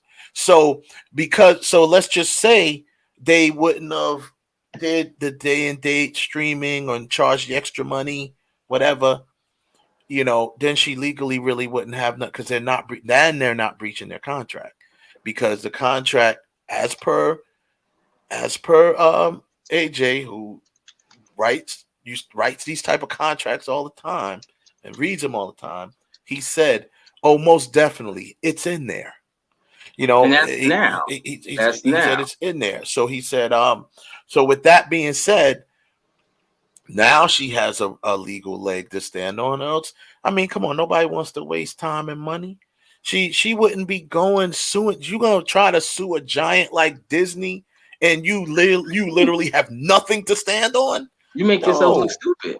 You're crazy for doing that, and you blowing your money because you're gonna pay these blowing lawyers your reputation. You're blowing your reputation. You're gonna pay these lawyers to go after Disney, and you know that you ain't got a legal leg to stand on. Well, you got to remember, she's not paying these lawyers. These lawyers are probably her agent's lawyers, or her or SAG, or part of SAG. That's going at them. SAG ain't paying for nobody. SAG takes money. She's paying these money. Well, what are you talking about? SAG does that. SAG. What are you talking about? SAG, when they have to send out a lawyer to represent, that's what they pay for. That's what you pay your dues for, because SAG has lawyers on deck for that. No. It depends on the situation. What you're talking about, and this ain't this that is a personal situation. This isn't a SAG situation. SAG has weighed in on it, but this is not their fight. They just weighed in on it as support to her, because the bottom line is, when she gets money, they get money. It's that plain simple. So they're not going to go against her. But this is not a SAG situation where they come in and do this. This is her. This is personal. Yeah. This is her situation. Again. What I said, she's you not said it's paying the agent's lawyers. It's not her lawyers. Right. She's not paying them. She has to pay them. Why would the agents pay them? If she pays the agents, eventually the trickle down goes back to her. Kev, agents don't work for free. Yeah, they didn't. The agents are paying them. The representation. If you're represented by an agency, the lawyers that work for the agency are the ones who represent for you. You don't pay those lawyers. No. No, you don't. Not always. If the agency has a law firm that is representing their cases, the agency is paying for that, not you. That's why you pay the agency a percentage. And but you're paying the agency, right? So never mind. Forget it. You're right. Never mind. Forget it. You're right. No. But what I'm saying is, you're right. Never mind. Forget it. First of all, what you're saying is speculation. She had with everyone, every artist. You have your team. You have your agents. You have your lawyers. You have your managers. You have your publicists, your accountants. Everyone has a team. Yeah, so they do. Why wouldn't she use her own lawyers? But you wouldn't use your own lawyers, because if you have an agent, then the lawyers that work for your agency. The contract is with her, not the agency. But her agent is the one who advocates for her contract. What are y'all talking about? That's just advocating for your contract. I can't. I'm done. You know what? You're right. I'm done. You're right. I'm done. I'm totally wrong. I'm wrong. No, I'm just telling you. You're right. You're right. I know this. You're right. I'm wrong. You already know this. Agents, managers, Lord, they all work for you. You don't work for them. So someone has to be. They make money from you. You pay them. They make money from you. Yes, they make money from you. But if you have an agent and the agent is suing somebody, or if you have a lawsuit against a company, the agent is the one who's negotiating your contract. So in certain instances, the agency's lawyers or their legal team are the ones that are ones that's going to fight for you. I'm pretty sure in this instance, but not this case. Some Not instances. this case. How do you know that? Ralph, you're saying that like I don't know that for sure. No, we don't. I don't know that for sure. But what I'm saying is, yeah, in some instances. But to me, it just makes more sense that it would be her lawyer. No, it would make it's still so whoever is wasting money, whether it's coming out of her pocket or not, it's a waste of time and money to try to. My point was to try and go and sue a giant like Disney when you know you ain't got a legal leg to stand on. Who the hell wants to throw away money? Who wants to be embarrassed? But you don't know that. Again, you don't know until you make the effort. You can't. You're not going to know until you make a concerted effort. Of course, you know. If judging by the way you're saying it, that you're saying that it's not in there and that's not a breach of contract. So that's because that's my opinion. That's your opinion. But that's not an opinion, Kev. That's a fact. It is a fact. No, it's not. It's not a fact. It's an opinion because I don't know what our contract says. Just as well as y'all don't know what our contract says. That's your opinion. We're all speculating. All we can go by is the actions, the common sense actions. I mean, Disney. That doesn't mean it's common sense. NBC ripped me off. NBC ripped me off clearly. All right, but I went through all of the and obviously I ain't got the money Scarlett Johansson has, so I can't even think about battling NBC. But I spoke to several lawyers. I weighed the options, and the best that I got from the lawyer was, yeah, you got a case. You got a case, but blase, blah, blah, blah. Obviously, am I going to, this is going to be something that they're going to drag out? Am I going to be stuck in litigation? So I'm just constantly paying money to lawyers. And then at the end of the day, whatever, maybe if I put enough pressure, and as a matter of fact, she told me clearly, you need to put some pressure. And this was not with Disney. I mean, this was not with NBC. This was with John Singleton. Mm-hmm. She clearly told me if you put some pressure on him through the press, you might be able to get him to settle. Which is what Scarlett Johansson is doing. I'm sure that is a basic tactic, right? It's a basic lawyer tactic because the lawyer clearly told me that. She said maybe if you put some pressure, in the press, because I showed her all the proof that I had. I showed her the pictures with John Singleton, me holding the Rebel, and blah blah blah blah blah. I showed all that stuff to her, and I showed her around the time, proof that because she said you have to prove that you know him or met him. You have to prove that the opportunity was there for him to steal your idea or steal your concept or whatever the case may be. And then you have to, there was something else she said you have to prove, but there's three major things that you have to prove. So she was like, so you have the opportunity. The opportunity was there in 2009 when you met him. You clearly met him. There's proof that you met him. Here it is, proof that you gave him the movie Rebel. So there's his opportunity to steal your product. And then it was something else. But then what she said was, once again, are you willing to go the battle? You do the battle, you got to go. And I brought the NBC up to her too. And that's what she really was like, well, NBC, you really going to have to battle them. Singleton, you might have won against Singleton. Yeah, you wasn't it's possible. I wasn't going to win against NBC. My only proof for NBC was I did a contest that they had. Now, granted, yeah, right. Yeah. That was the Heroes. Yeah, the thing for Heroes.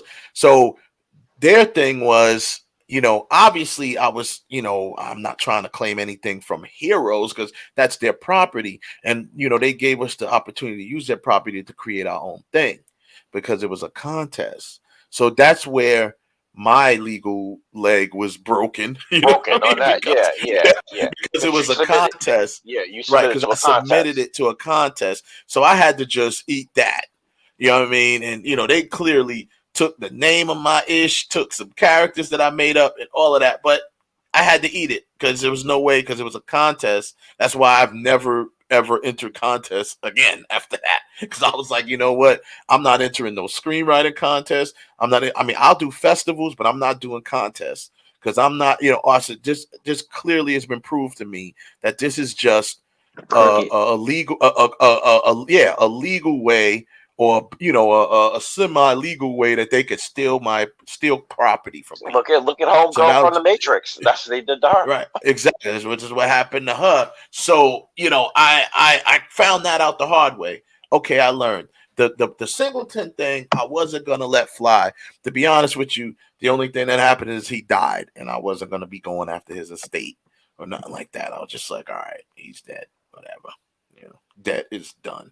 So but I had hired a lawyer and clearly went after. So obviously, like we all, I think we all agree on, that's obviously a tactic that whoever hired the lawyer, that is going to be Scarlett's tactic. Hey, listen, we need to put some pressure on them somehow, and they probably anticipated Disney responding the way they responded.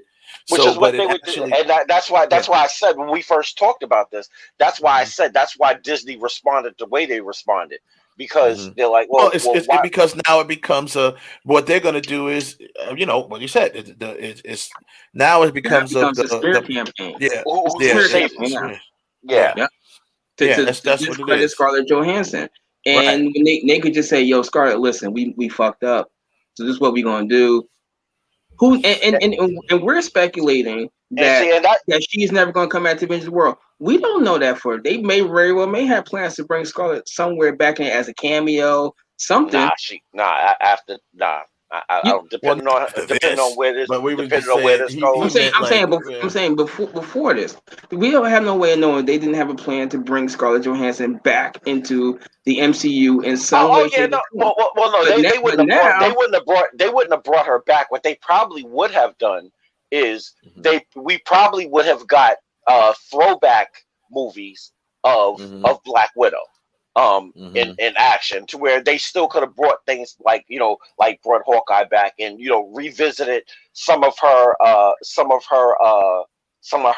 field antics when she was a part of the program, when she was a part of what's the name of that damn thing called? Shield again? No, not Shield. The Red Sparrow program. Oh, the Red Room thing. Yeah, the Red Room. When she was a part of all of her exploits while she was a part of the Red Room. Like that's a whole thing they could have went into that wouldn't have anything to do with the current timeline. I mean, it can tie in, but it wouldn't really tie in because it would all be, it would all be basically dated stuff. It would all be period piece stuff. It wouldn't be current. But the point is that maybe they did have some sort of plan to bring, like even with the Hawkeye show, they did do a throwback to when the two of them first met to set up the meeting with his sister. Maybe they would have brought Scarlett Johansson back. They certainly could have de-aged her to be young again, but now that's all fractured. Now, they were going to do that anyway because she was finished. She clearly said she said she was done with the Black Widow character. That's her arc was very over. true. She said her arc was over. That's very true. She said she is done with the Black Widow character. However, there's nothing saying that she was done with the Natasha character. She could have came back in something else before the arc of the Black Widow in the Avengers, like I said, as a throwback, where he actually brought her back. That's what the Black Widow character is. Natasha is the Black Widow. It wasn't just because she joined S.H.I.E.L.D. She was Black Widow before she was even with S.H.I.E.L.D. But my point is simply this. Disney may have had some sort of plan to bring her in something. They may say, "Well, we want you to." They did, and that's the new girl, Florence Pugh. Lawrence Pugh. Ralph, there is no Kev. The woman said, my story arc is done, bro. She said my story arc is done. I'm finished with the character. If I'm not mistaken, hasn't Hugh Jackman been saying that he's done with the Wolverine character? But isn't there not a rumor going around that he is going to come back to do one more time as the Wolverine? It is a rumor. As far as she is concerned, there are no rumors with her. She is the one who stated, "I am done with this. It is finished." There is no Ralph. There is no Kev. There is no rumor. People can't change their mind if they say, Ralph. She said she's never done mind. with it. Never mind, Kev. Because see, you're it's on all your speculation tangent, anyway. right? And you're speculating. How am I speculating? How am I speculating? How am I speculating with what came out of the woman's mouth? No, she said her arc is over. So as far as that goes, as far as we know, she's done. But Wes, my point, what I was trying to say is, even if she said that her time, she felt the time was over. If they had an idea to bring her back and say, "Well, listen, we want to bring you back into the Hawkeye movie for the Hawkeye show for one show, and we're going to pay you for your doing this TV show." Which let me finish.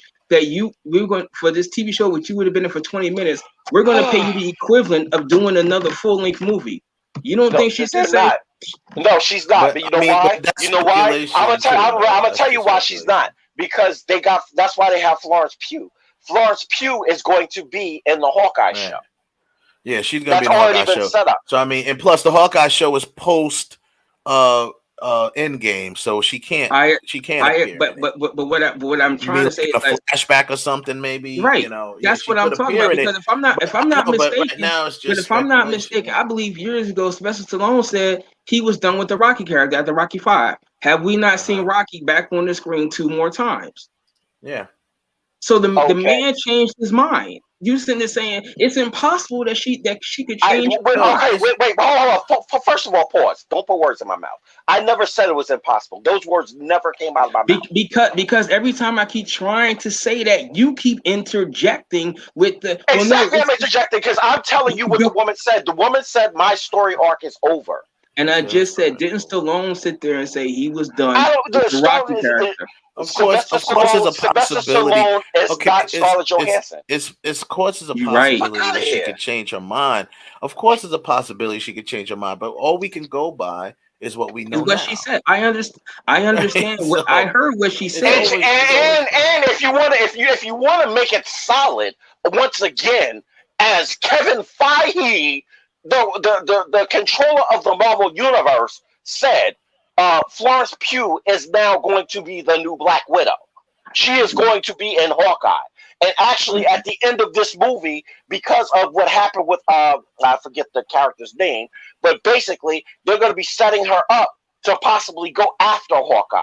I saw Black Widow. I understand. Well, all I said was that maybe Disney sat there and said, hey, maybe we would like to do this for fans to show like the original meeting between Hawkeye and Natasha. Maybe we like to do that. And let's say, and they talked to Scarlett Johansson and said, listen, we like you to come back. I know you said you was done, but we like you to come back to film an episode of the Hawkeye show. And because you're going to, if you say yes, we're going to pay you the equivalent of what you would have did to do an Avengers movie. So right now it stands like $20 million. Well, first and foremost, if they did that, if this movie is going to be if the TV show, the Hawkeye TV show is going to be what I think it is, they probably have already done that.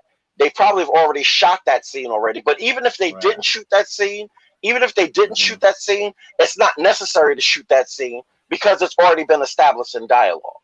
So they're not going to spend money on something that's already been established. Just to give us the whole point of this, that speaking to your point, Ralph, of course there's always an opportunity that she could have changed her mind, but all we're talking about really is, so you brought it up by saying, hey, we don't know for sure that her thing was done, but the only thing we do know for sure is that she said her arc was done with them. I agree. And the other thing that we do know for sure is that she died on Volmare. Right, and we know that she died. Her character died. And died on Volmare. We know that. But as I just said, there's nothing. I get what you're saying, but where you're going with it takes it in a whole nother direction. For argument's sake. Right, it takes it to another. It takes for another direction. Your argument takes it a whole nother direction because until she, the possibility, whatever. We don't know that. We're just And that, speculating but it, that, and but that's what that, but we're that's what really we're doing. We're arguing for speculating. speculation. I said, I'm just But the I'm not possibility. speculating. But I'm not. you're sitting saying, well, she went on record as saying that she's done with the Okay. character. I agree, Right. and she did. But there's nothing sitting there saying if as what many people have said, when you back the Brinks truck up to my house, can I change my mind? Yeah, maybe Yeah, so. but she's. I don't think she's going to. Right. No, there's nothing that says that she can't change her mind. You're absolutely right about that.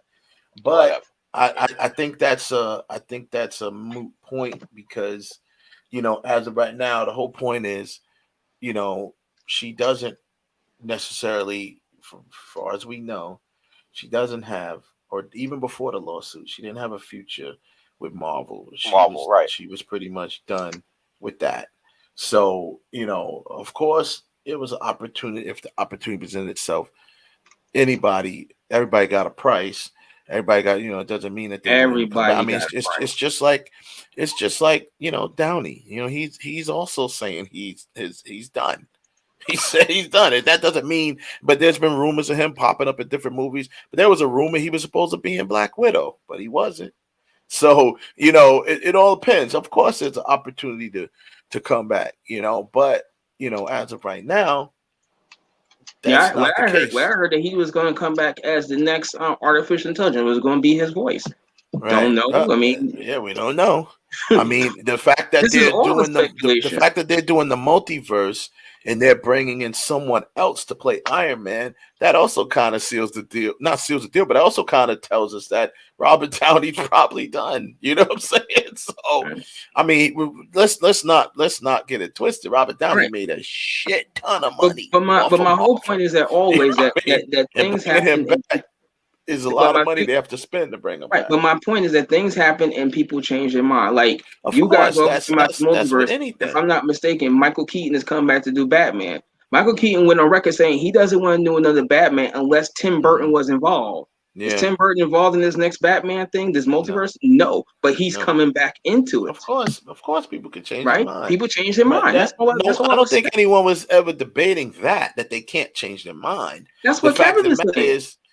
I just said no, mother. The only thing I said is what the woman said. The woman said my story arc is over. That's what she said. And that's the only thing. That's the only. Again, don't put words in my mouth. But that is exactly what I said. I agree. That's exactly what I said. But I'm saying when I started saying the possibility that she could change her mind, that Disney might see something where they could have brought her back in there. That's all I'm saying. You're saying no, but the woman said she's done. People can change their mind. We're human. That's a general statement. That I mean, yes, of course, people can change. They can change their mind, but as of right now, she hasn't, and we know that. Matter of fact, more is what I'm right now. I got the BBC America, and they're running all the Star Trek movies with Patrick Stewart. After the last Nemesis, Stewart said, "I'm done with playing Jean-Luc Picard. Are you not about to see season 2 of Picard? Because the man that's Patrick Stewart. That's Patrick Stewart. That ain't Scarlett Johansson. It's clear that anyone can change their mind, but now with the current circumstances, it is probably burnt down. So it's definitely not going to happen now. That's definitely not going to happen at this point. And my whole point of bringing up anything about her future with Marvel is when I was bringing up the point about The Rock. Rock's future with Disney is clear, and it's a real thing. He has a future with Disney. So monies that he may lose from the box office, because we know he's got some percentage, monies that he may have lost from the box office could possibly be made up down the line, depending on what they talk about, negotiate, whatever. So I don't think his sense of urgency is there as much as Scarlett Johansson's sense of urgency, because to our knowledge, she has no more future with Disney, even before she decided to do the lawsuit. So just for the record, which also, once again, doesn't mean that what you said, Kevin, isn't true about agency's lawyers possibly representing her.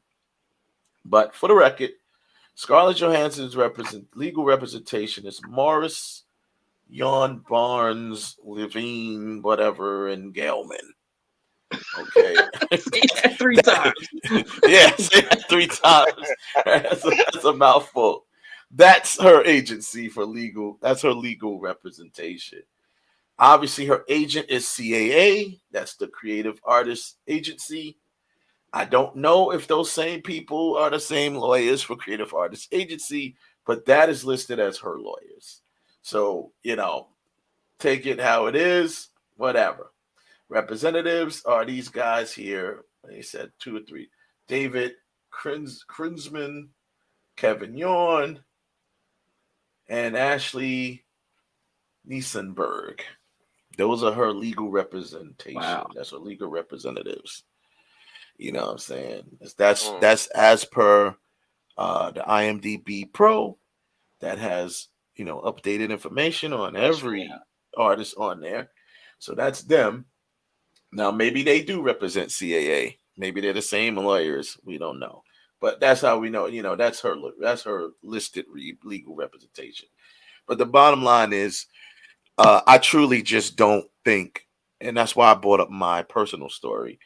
Of course, once again, I ain't got the money Scarlett got to say, okay, I'm going to battle him out in court.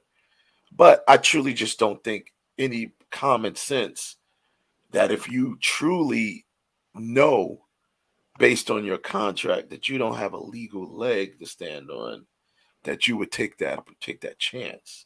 But regardless, even if they did, like I said, because clearly, if Disney responded the way they did, if that was the case, they've already put her salary out there. So why not put the contract out there? Be like, you know what? It says right here, nope, boom. She has no legal leg to stand on. Yeah, they could shut it down right now. They can shut it down right there. They can shut it down right there. They've already put her salary out there. Then she will look stupid and which is part of the contract. But they didn't do that one. So right. Sorry. So I mean, they would have already shut her down by then. They would already put it out there. Like, no. It states clearly right here in our contract, streaming services is not included. Boom. Section blah, blah, blah, blah. And they'd put it out there already. So she wouldn't be able to sue. But because the fact that, and what AJ mentioned about the act of God and stuff, he was saying that, they're probably going to use that clause as their legal leg that they're going to try to stand on. But the fact that, what he said when I asked him, do you think that's even covered in the contract? He said, oh, by far. Oh, yes, it's in there. It's in there. So if it's in there, then they breached the contract. That goes back to that. If the clauses, if that thing is in there, that part of the all revenue streams includes streaming, because we knew they had a streaming service, and eventually it would be on there or whatever the case may be. If that all includes it, then we know that that's a breach. And the fact, once again, that the lawyers mentioned the fact that they seemingly created a new revenue stream that wasn't included or whatever, that they're not getting a piece of or whatever the case may be. I mean, it's all going to have to, it's all going to come out in the rinse, right? Yeah. Don't come out in the wash, it comes out in the rinse. So eventually it's going to all come out in the rinse, and we'll see where it all ends up. But I believe it's going to be in a settlement, which is still a win for her. That is absolutely a win, because if you're a person suing somebody, any sort of a settlement is a win. A settlement is, it may be nothing to Disney, and it may be, that's what makes it even worse. It may be nothing to Disney, and they might be saying, yeah, just go away. But guess what? You still won, because you got money out of it that you would not have gotten had you not have taken them to court or threatened to take them to court. So we'll see how it all turns out and how it all ends up.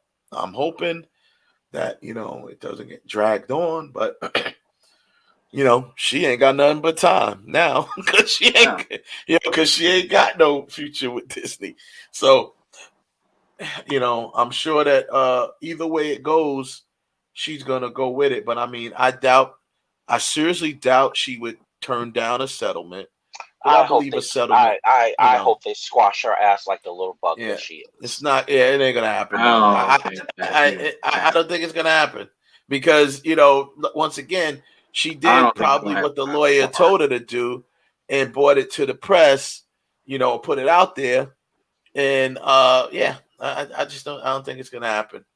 Because the bottom line is, settlements is always, especially for big companies that ain't got time. It's not even about they ain't got time. They definitely got money, but it's not about money with them. It's about the Disney reputation that's being smeared right now. Yeah, that's why they came back with their own smear campaign. Because in this, reporting that Disney, oh my God, Disney breached a contract, that is hurting their name. So whether it's true or not, it's hurting their name.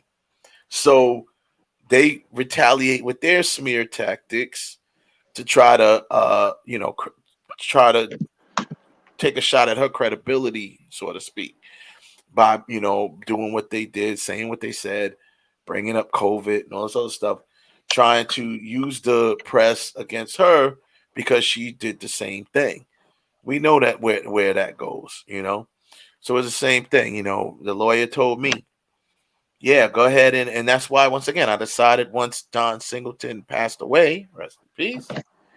I decided I'm not gonna pursue trying because then I have to continue to do the smear campaign and this, that, and the other, and that's just my personal belief. Call me stupid, whatever. I don't want to go after my personal belief. If someone dies, I'm not trying to get no money from them. They're dead. So it is what it is. It's just like any normal person. If you're a person who had debt and you die, your debt is over. I don't give a shit what, collectors can still be calling your family's house. But guess what? He's dead. So you're not getting nothing from me. So that's why I decided, okay, I'm not even going to pursue this because, the lawyer did contact me after his death, and she said, well, I heard news of his death. Is this something you still want to pursue? You could pursue it if you want to. You can go after his estate because that's where the money lies. You can go after his estate. I'm like, nah, I'm not going to do that. So I'm sure that, we'll see what happens, man. But I think the whole smear campaign, Disney's not going to be able to keep that up. Meaning, of course, they can go toe to toe with anybody. They're the industry mafia. You know what I mean? So they can make you an offer you can't refuse. So, but the bottom line is I'm gonna have Bugs Bunny dance at your party. I'm sending Mickey Mouse to dance at your party for your kid's birthday to make them happy. Their image is important to them. That's why they do things. Hell, why you think James Gunn got fired, even though they brought him back? Because their image means everything to them. If they fired him for a bogus reason, something that was years ago that he said. They fell victim to the cancel culture. And they fell under the pressure, and they fired him. Well, and remember, the reason why James Gunn is back in the first place is because, and I will continue to say this, like I said before, the reason why they had to let him go is because they did what they did at the same time that Roseanne did her book BS. Yeah, and they had to fire her. They had to fire her. So when James Gunn came up, they automatically saw this dumb bitch over here is going to try to use, what about him? She's going to try to be like, what? So instead of going through the BS, we just going to, and I'm pretty sure it was all worked out behind the scenes. Like, look, Probably. we just need you to lay low for a while. You're not done. You're still gonna come back and do Guardians or whatever. We need you to go. We're not gonna breach your contract. You still come back and do what? Because again, that's the other side of it too. Disney's just gonna breach a whole contract over some shit somebody said 5 years ago. Yeah, but I mean, they probably can find. I'm sure there's that morality clause and all that stuff that's in every contract that they can use against him to legally let it go. But I agree with you that they probably, said something to him and probably said, "Listen, we're going to do this, and then we'll bring you back," because it was a little weird that they brought him back in the first place. But see, and the other thing too with that, even with what you said about the morality clause. If that was something that he said in the past, and his current frame of mind and his current thought process is not the same as it was then, that's an argument that can be made. So I just think because it's of Roseanne, an argument that we can make. But if it's anything, what I mean by morality clause is anything that could bring. Right. I know exactly. Anything that's going to bring exactly a bad name to Disney is grounds for you to get fired. Anything that's going to bring a bad name to Disney is grounds for you to get fired because they care about their image. Yeah, yes, right? It is. But again, if that's not his current, again, like I said, they've worked with this guy. They've done 2 movies with the guy. They know that that's not his frame of mind. They know that that's not where he's coming from. And again, that's why I preface it by saying Roseanne was the reason why they was like, listen, we need you to sit over here. Just we go and like I said, and exactly what I said happened. He sat in the corner for a couple of months. And he was like, all right, come back here and do what you got to do. And the other thing they did too. Notice the other thing that they did as well is Roseanne didn't totally get canceled because unlike Cosby, Roseanne was still in syndication after she got fired. On other I think it was Tubi or whatever it was, or one of those other things. She was still in or Pluto, one of them. Yeah, or Pluto. That's what it was. It was Pluto. She was still in syndication on Pluto. So she was still eating. She's still getting checks, yeah. But see, it's funny. Speaking of James Gunn, he did speak about the difference for working with Marvel and working with DC. He said, at least for this project, for Suicide Squad, he had full control, full everything. It's not. He probably wouldn't have took the job if he didn't have it. He didn't have nobody over his shoulder. He said, of course, working with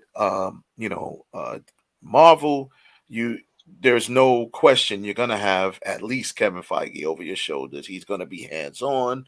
He's going to again because it's a connected universe. Right. He's going to give notes. He's going to do that. But no, he's just talking about the difference of the companies. He's different of working with the companies. You know what I'm saying? He was like, so he also said, what else did he say? He basically, like I said, said the difference is, working over here was more creative control and blah, blah, blah. That's why he was able to be what he wanted to be, violent. That's why it had so much violence in it and stuff like that. That stuff would have never passed over at Marvel for the movies that he was doing, so he was able to be a little more free with it, with the violence and stuff like that. And I mean, Suicide Squad calls for more violence than Guardians of the Galaxy does, but I'm just saying, his whole point is Kevin Feige is always going to give you notes. It doesn't matter how much control you got. He's going to be hands-on on it. You know what I mean? And so that was his. Yeah, he said that was the major. Have to when it's a connected universe. When it's a connected universe, you kind of have to. I mean, regardless of the fact of, but the bottom line is he's going to always oversee everything. You know what I mean? Yeah. I'm very anxious to see what they're going to end up doing with Deadpool, and if because of we all know Deadpool is hella violent and hella whatever, so we're gonna have to see. It's going to be the same thing. It's going to be the same thing. They're going to have production notes. They're going to have notes just like, and for James Gunn to make it seem like he probably didn't have any notes on this on Suicide Squad? Because again, this is a one-off. So how many notes? I mean, but this is still, this is part of, this is officially still part of the DCEU. Yeah, it is. But I mean, it is a part of the DCEU. But as far as it being connected to anything else, it's only really connected to itself.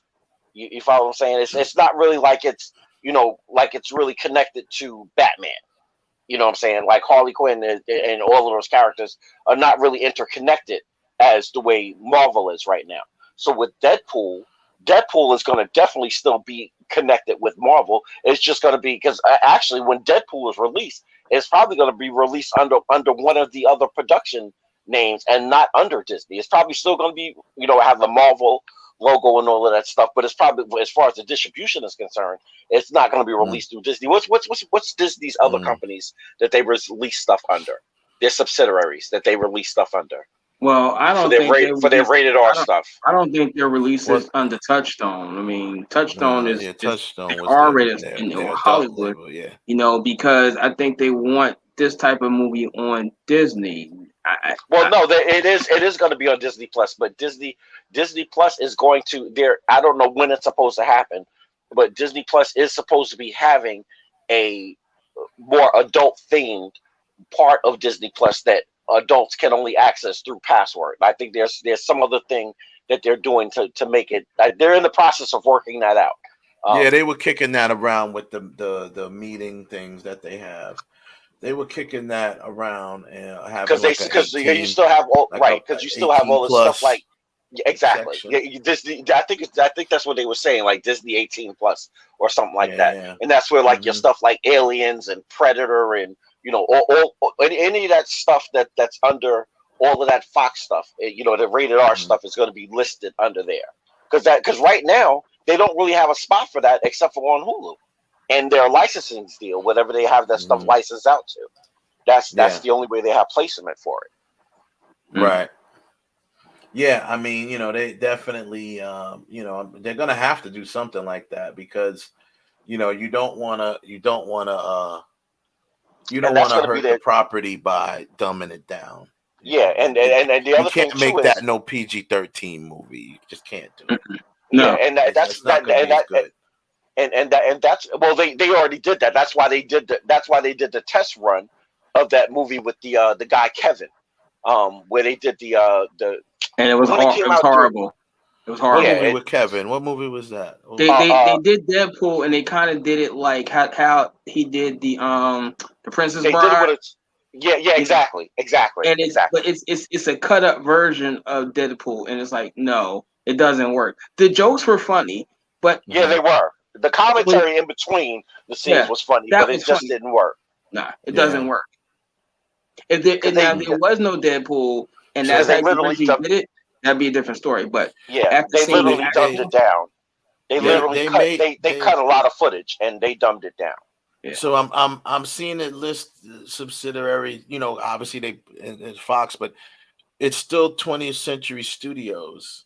So they may just put it under that. So it under that, yeah. Yeah, they may just put it, and then they also have Searchlight Pictures. They just took the Fox off. They just dropped Fox Searchlight. So it's just Searchlight Pictures. So that may be where it ends up.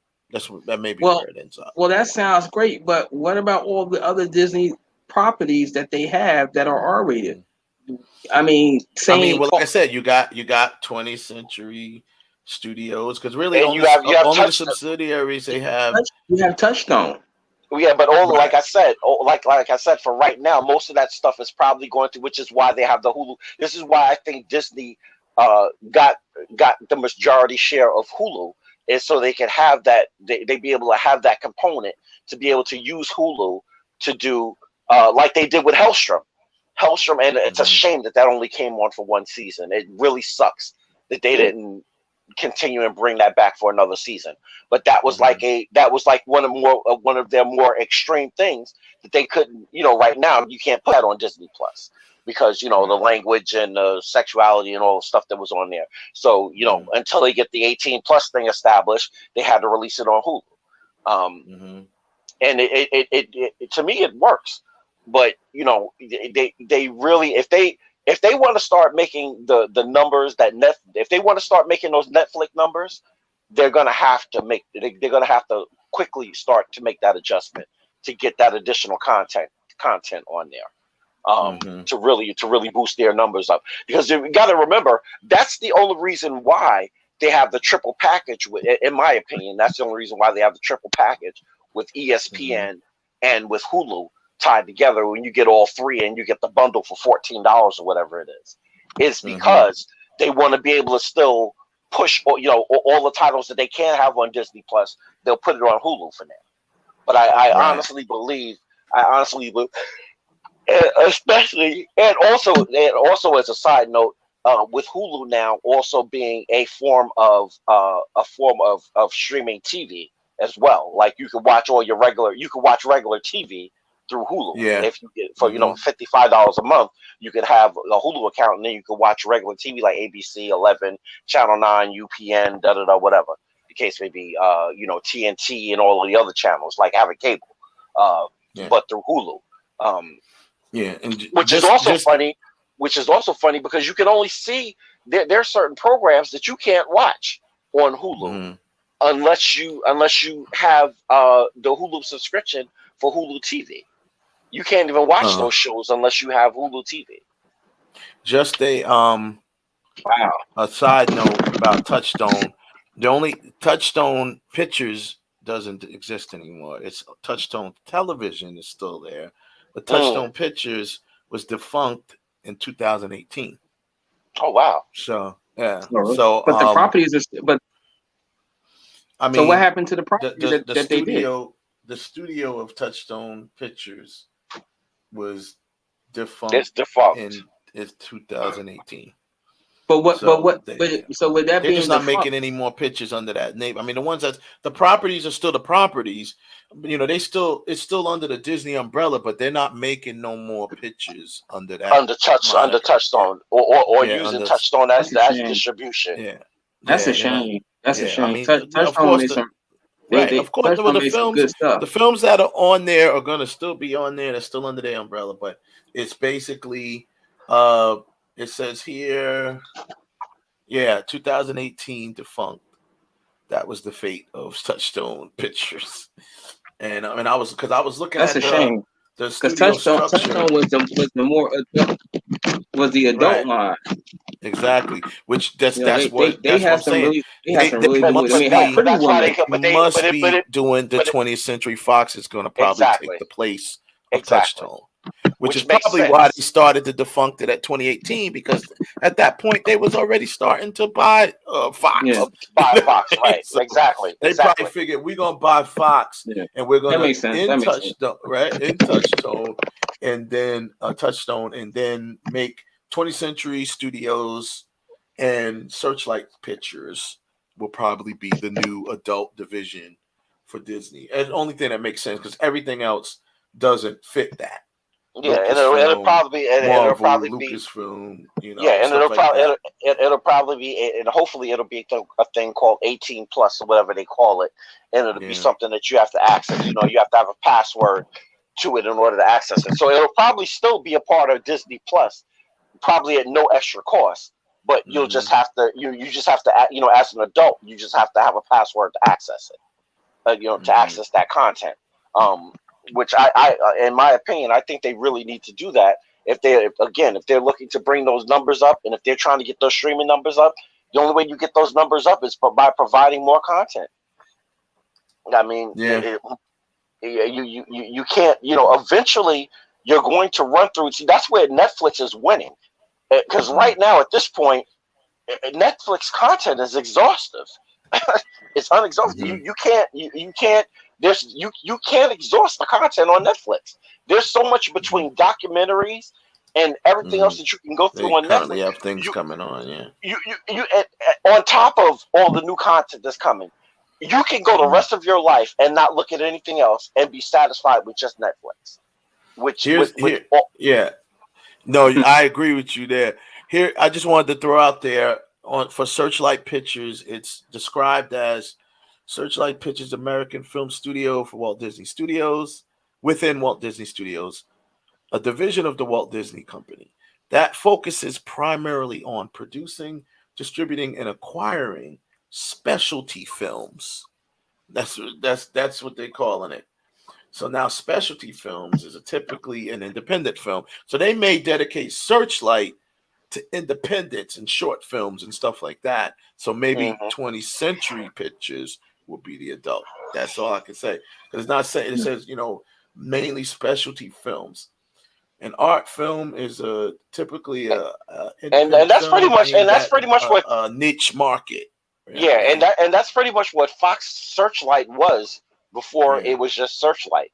That's and most of the films that you saw under Searchlight were independent films or those type of films. Or especially Slumdog Millionaire, Birdman, stuff like that. Those were films that were, mostly foreign films, niche market films, or stuff like foreign that. films. Yeah, or foreign films, or stuff like that. So so they're gonna continue probably with that. And if they're smart, they'll do what Netflix is doing, because I'm gonna tell you that's the other reason why Netflix stay winning, because a lot of Netflix content over the last 5 years has been foreign films, Israeli, French, Scandinavian. They had all of these different foreign films, and especially French. They've been doing a lot of French. They started with they started with doing British stuff, but they've been doing a lot of French films. There's a lot of French films on Netflix, man. Most of them subtitled. Even the one To the River, that's a cross between a Swedish, French, and European show. So it's like, if they're smart, they'll get on the same bandwagon and make that happen and build their content up. Yeah. So I think basically in a nutshell, we'll see what they do with their adult vision. But to close it out, with Suicide Squad, it was fun. I thought it was a fun film. I thought it was a fun film. It came off very, very fun. It was also a lot of action, and it had some nice action in it. Very bloody, very violent. Which the first one is way more violent than the first one. Way more violent than the first one. That's something that Gunn wants to do. Now, don't get twisted by Guardians of the Galaxy. James Gunn likes violence. And you saw that when he did that movie. You saw that when he did the movie with the little kid. Not just this movie, but with the movie, the little I call him Evil Superman. What was that movie name, Kev? Brightburn. Brightburn. Yo, I swear I would have loved to seen the faces of these cupcake Superman purists stuck in the 70s. They had such a bad taste with Man of Steel. Imagine if they would have saw this, even though of course he wasn't Superman, but come on. We all know what that is. That whole story is, what if Superman turned bad? As a kid, from a kid. That's not even all turned. It was. Not even turned. If he was just evil. You know what I mean? Just like, but the kid, he went through some stuff when he was younger and blah, blah, blah, blah. What if he was just evil? So, oh man, I know people, because I remember critics killing that too. I remember critics killing. The other reason why they killed it, the other reason why they killed it, and rightfully so, because it shortchanged us on potential. Because that movie should have been more than what it was. Yeah. But I'm talking about the people that went after it before what it was. You know what I mean? With the violence and the this and the that. Oh my God, he killed a whole plane of people. Like, I know that was foul. Yeah. Brightburn to me, it had a lot of potential that was just left there on the floor. I don't know what happened, but no, it could have been. It's what they didn't do with Suicide Squad, and that's why you got people like, again, I'm about to cut Grace Randall off. because she was just a whining ass crybaby. Oh my God, the animal She said cruelty. animal cruelty. Like, really? Like, And you I do can't know believe that no real animals were killed in this, right? And oh my God, they dumbed Harley Quinn's. They by no way of the stress that they dumbed Harley Quinn's character down. They didn't they didn't use her character to its full ability. And Well, you know what they didn't do, Kev, and I'm sure you know this. What they didn't do is they didn't make this the Harley Quinn movie, Harley Quinn Part 3, or Harley Quinn Part 2. You know, because that Birds of Prey, that was Harley Quinn's movie. Right. You know what I'm saying? When you call it Birds of Prey, and then the whole long, the whole long intro or title, but that was Harley Quinn's movie. Period. Yeah. So I mean, and because she they wasn't weren't going to do that again.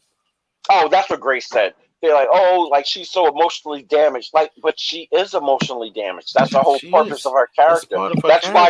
That's why she shot Homeboy. Yeah. Exactly. She shot the dude because she was saying, she told him why she shot him. She said, I'm just gonna cut it off right here. I'm just gonna cut you off right here. Before you wake up one morning and start beating my ass. Yeah, exactly. Let's just stop it right here. Yeah. So there you go. Of course, she's emotionally damaged. She's actually insane, obviously. But that's just crazy. Sometimes Grace is, sometimes her stuff is a little over the top, and especially when she talks about female characters. Sometimes she says stuff that to me is just dumb. Like she'll say something about their outfit and be like, oh, that outfit. Why would they put her in that outfit? And I'm just like, what? Yeah. Some of that stuff is irrelevant, like really they could have put her a better jacket than that. I think she said that one time about Gal Gadot. Or in her hair. She always talks about the hair too, don't the hair and the clothes. And I get what it says. She's female, so she's coming from that perspective. But I'm just like, no. Take that back. It's not that she's female. She's coming from her. She's in her feelings. It ain't got really much to do with her. She's in her feelings. It ain't really got much to do without her being a female. Female feelings. No, she's in her. She's in her hair was terrible. It's just her opinion. She's giving it right. That's why I said she's in her feelings. I don't want to label it as she's in her her female feelings, because there are some dudes that co-sign the bullshit that she be saying. So that's just because they're fans. The only thing I didn't like about the movie is the shark. They dumbed the shark down.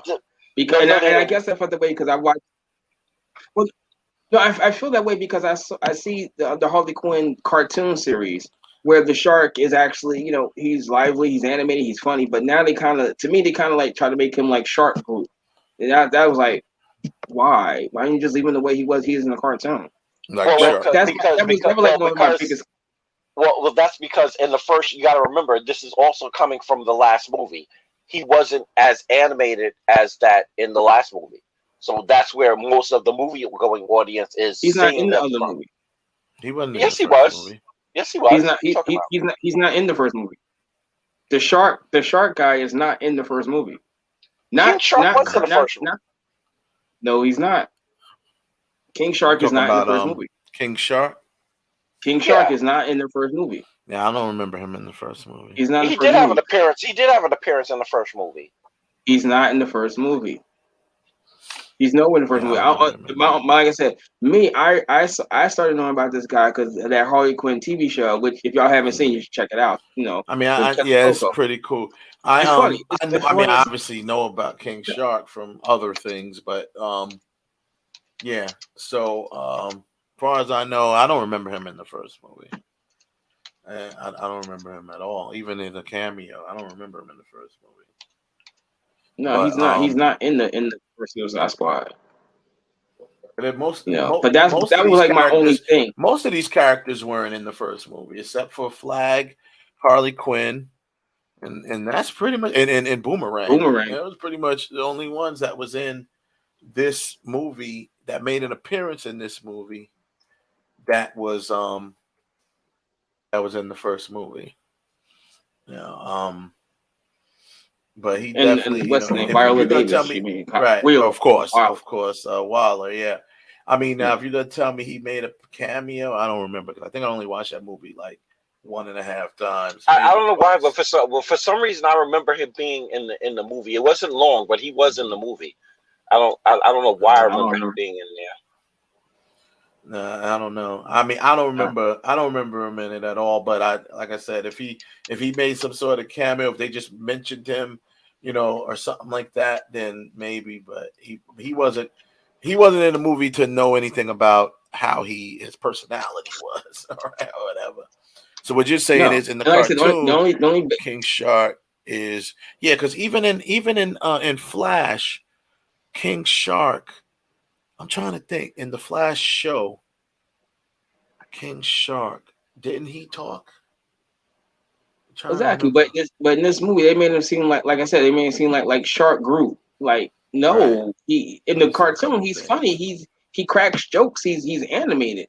But now they just kind of like dumbed him down, and maybe that's because they're saying this is the first time people are seeing him. Maybe people didn't really see the Harley Quinn cartoon show. I mean, I don't know, but I was just like, possibly that's not the King Shark that I saw in the TV show. Mm-hmm. Well, that's true. I mean, it could have been just because maybe they felt it just have been too much to have him that animated and talking all the time, and because I mean, let's face it, there was a lot of punchlines and jokes in this, and he had his share of jokage, but it was just not with punchlines. It was just with actions. Him about to kill. Him about to straight. He woke up. He's about to munch on that girl, man. That was funny. It was like, yo, what no are you friends. doing? Friends.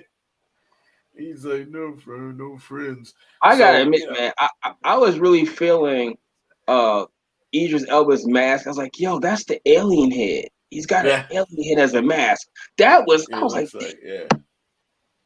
You know what it was? It was a combination. Head. No, it was a combination of the what was that from God, what the hell is the name of it? With the thing with Pinhead? Oh yeah, from the Hellraiser. Yeah, Hellraiser. It looked like it was one of those characters as well from Hellraiser. Yeah, with the teeth. Well, to me, it looked like I could say that too. Yeah, it's kind of like a cross between them. A cross between, yeah. Yeah, it was like a cross between them because I definitely thought that too. I was like, oh, but yeah. So I mean, overall, it did good. I mean, it didn't really do good in theaters, but that was expected in my opinion. That was a bomb, and that's the sad part. It's a movie that should not be a bomb. It should have. Again, you know who you. I don't know if you are thinking about this, Kev, but were you thinking about Killer Croc? Yes, that's what I was thinking about. Killer Croc. That's what you're thinking about. You think about Killer Croc, yeah. That's what. Yeah, Killer Croc was in the first one. First one, that's what it was. Yeah, not King Shark. Not King Shark. Yeah, but because I remember. I do remember some sort of water person. It was Killer Croc. Yeah. It was Killer Croc. That's what it was. Yeah. Yeah. Yeah. I don't know why. I don't know why people are like stuck on this thing like with this. Oh, it's a bomb because it didn't make XYZ. It's a pandemic. It's not going to make the money that it would have made 2 years ago. It's just not. Even with the anticipation there, it's that money. Well, is no movie has. No movie has. It has and it won't, because right now the only people that are going to theaters really are core movie theaters that are seeing most of these films. That's where most of these where the box office money is coming from, is from the core fan base. The average moviegoer is, that makes up the other side of that money, is not out there. It's not out there, and also on top of that, minus some of the fan base that's like, you know what, HBO Max, please hold that ticket. HBO Max, please.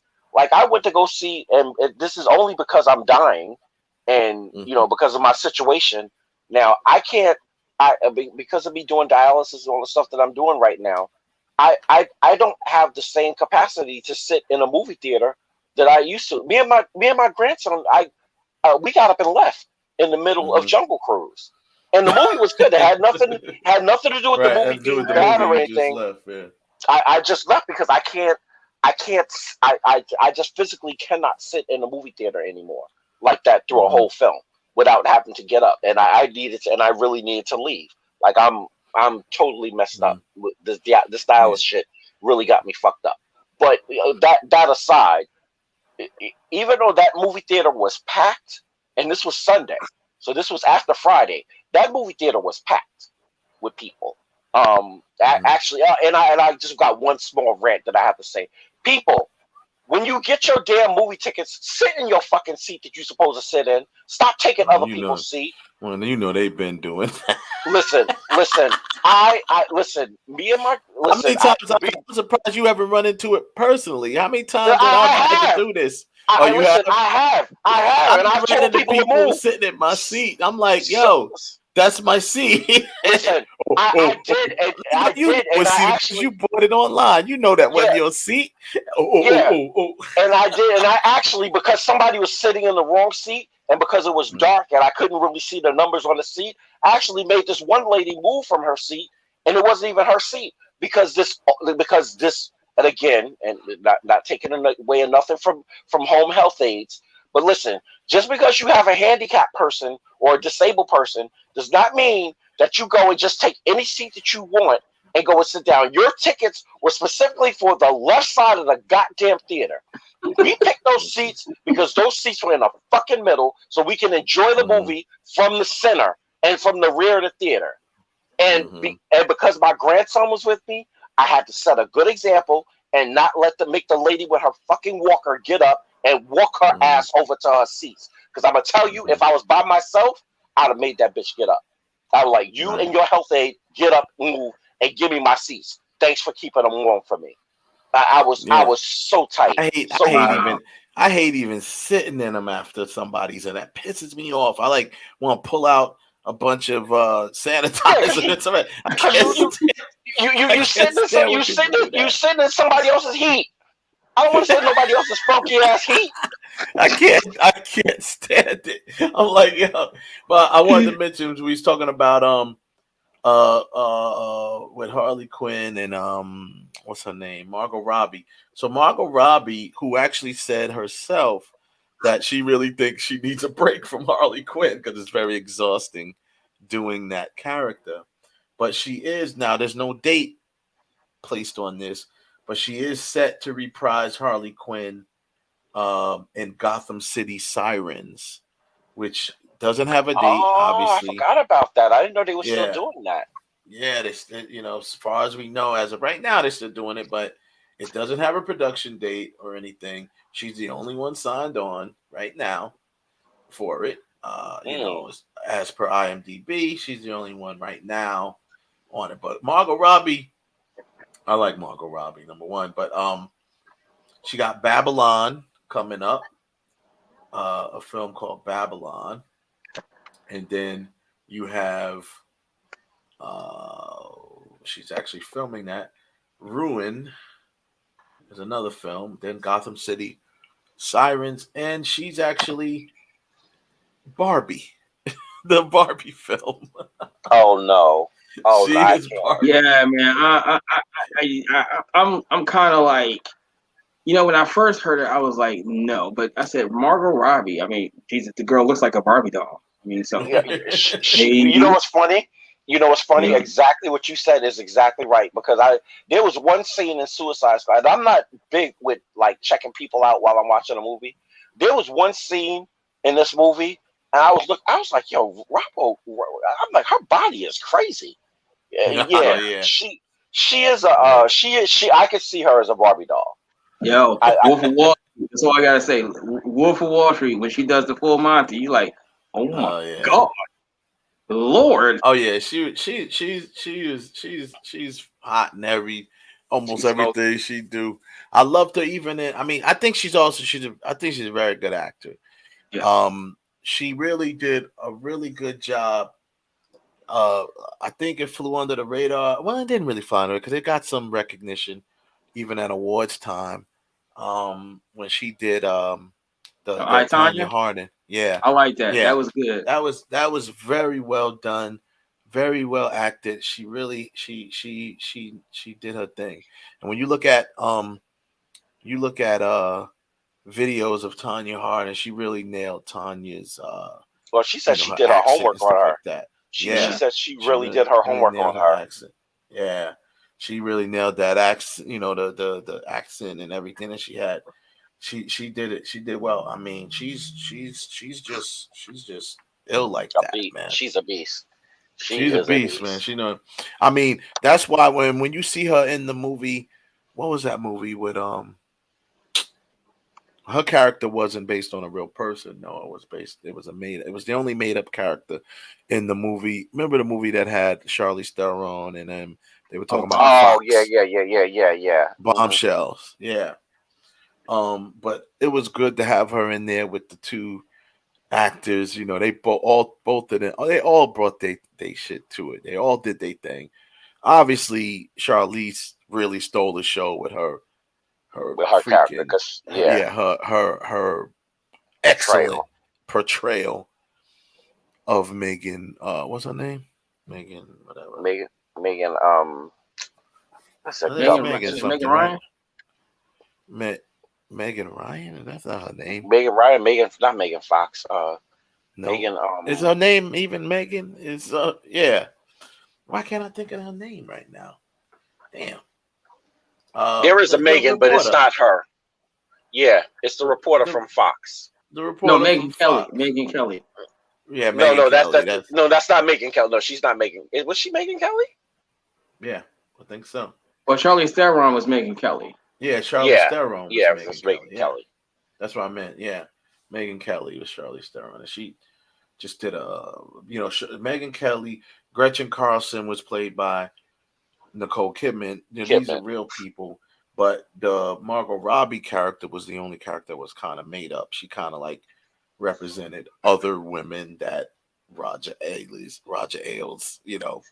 harassed and assaulted. Allegedly. Yeah. Allegedly, right. Yeah, I mean it was so I love Margot Robbie, man. I'm here for it, And they're finally doing sorry, Kevin. You know why they're finally doing a Barbie movie? Because Barbie is still going strong in the youth, in the youth world, because Netflix had a Barbie show. That's right. Yeah. The toys that made us. Yeah. And from the toys that made us. Well, from the toys that made us, but they actually have an animated Barbie show. It's like Barbie in the Dream House or something like that. Because my niece watched it, and it was an animated show called Barbie's Dream House or something like that. Chilling with all her friends and just doing things that Barbie does. So, that's all I can say. I'm serious. Like I said, beyond the fact that she's drop dead gorgeous, I heard this whole idea of this Barbie movie. I was like, this is going to be the biggest piece of crap forever. But not for nothing, I originally said the same thing about the Lego movie. I thought the Lego movie was going to be the dumbest thing ever until I saw it. I was like, it's damn good. The last one wasn't, though. The last one wasn't. Right. I'm talking about the first one. The first one was dope. The first one was fire. The first one was fire. So I'm not going to discount Barbie. Margot Robbie behind it gives me a little more say, I'm interested to see what they're going to do. But I'm just saying, if they put that stinkers on it, I'm a Barbie girl in the Barbie world, I'm sorry. Somebody's still got to get burnt down. That's definitely going to be in there. And speaking of cheese, bro, it might open up with that song. That song, yeah. And speaking of cheese, going back to Jungle Cruise, I'm telling people, go see this movie. Yo, The Rock is freaking hilarious. I'm such a Rock fan, man. I go for whatever. Him and Emily. Listen, I'm gonna be I wouldn't be surprised if that turned out to be another Brad Pitt Angelina between her and The Rock. Their like chemistry Romance was in the that Stone. good. Like that. Like Romance in their, the Stone. their chemistry was so good on screen, man. It was. Their comedic timing, it's like him and Kevin Hart. You can't. It's like a perfect combination of the two. You're putting him and Emily Blunt together.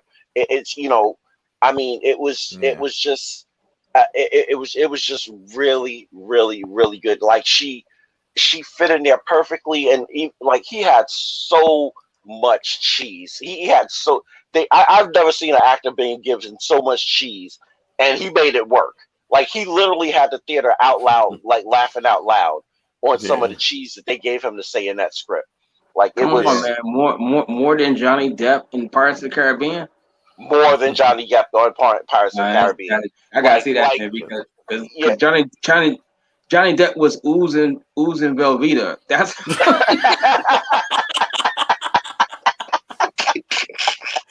he was just oozing Velveeta. Yo, I'm telling you, it's the same thing, but it's just funny. He was saying like these 10-year-olds, like these dry ass 10-year-old. I can't even explain it, but it was just so funny. Yeah, it was like it wasn't just one-liners, but it was his commentary that he was doing. You know what it was? Because Jungle Cruise was originally from the theme park. I'm assuming that's what it was from, right? It was a theme park ride or whatever it was. Basically, that's what he was doing in his opening monologue when his scene started, where he was on a cruise and he had a bunch of tourists. It was hilarious. It was just hilarious. And then the things he was doing, and just the only thing I will say is that I will agree with Grace on Disney. What the hell? You have ILM. Listen, that cougar. Listen, tell me how the cougar on The Walking Dead looked more real than this cougar did on Jungle Cruise. Jungle Cruise. Oh man. Like you could see that this tiger was CGI. Like they had the C team on it. Yeah, I get, but you know what too? I think is also as well. It probably wasn't. It was probably wetter or somebody. They probably didn't even do the. But I don't think it's just that either, because the other thing that I'm noticing is because now everything is so crisp with digital. The way I think they need to start changing the way they do the way they start. They need to start changing the way they do visual effects, because if the visual effects is digital, and you're doing it in a digital format, it doesn't. It comes off as fake, because it's so. It's we had this conversation about 4 years ago. How we were talking about how like some actresses, we're talking about how like now, they changed the way they do their makeup now, because digital is so sharp, and it's so it picks up every little pimple and mole or whatever on your face. Like if you have an open pore, you're gonna see it now. It's the same thing with digital. It's like it's almost like looking at that tiger is almost like looking at when they first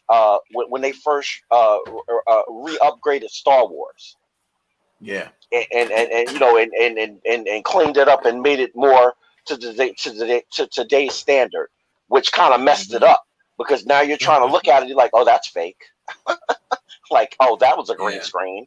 You can literally point out where it is. It's the same thing with this tiger, and the tiger scene worked, but again, they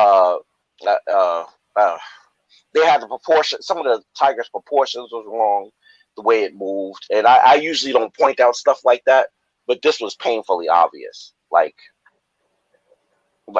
obvious.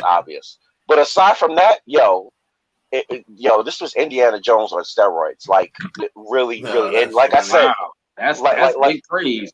Like I said, and we didn't stay for the whole thing. We stayed right up until about the beginning of the third act was when we got up and left, because I was just too antsy and I couldn't sit anymore.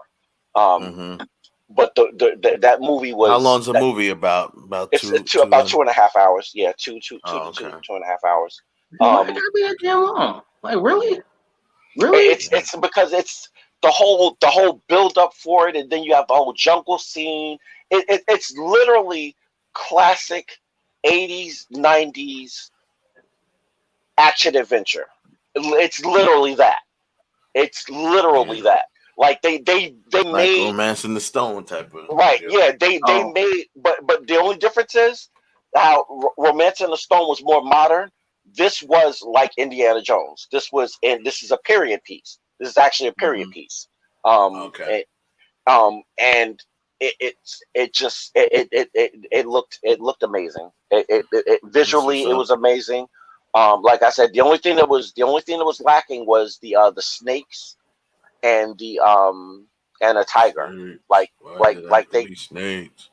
Yeah, like they they could have made those look a little bit more real. But aside from that, it worth the price of admission for that, or if you bought it on Disney, or if you bought it on Disney Plus, translates better either way. But definitely, I definitely recommend if you can see it on a big screen. I would suggest seeing it on a big screen. I might have to go check it out then. I was like, no, wait, but all right, because I'm trying to. It's in the same vein. When I say Indiana Jones, it's in the same vein as a Temple of Doom. It's almost in the same vein as that. Well, you had me with the Romance in the Stone comparison. I was like, ooh, okay. I was in there. Their interactions is definitely very close to that.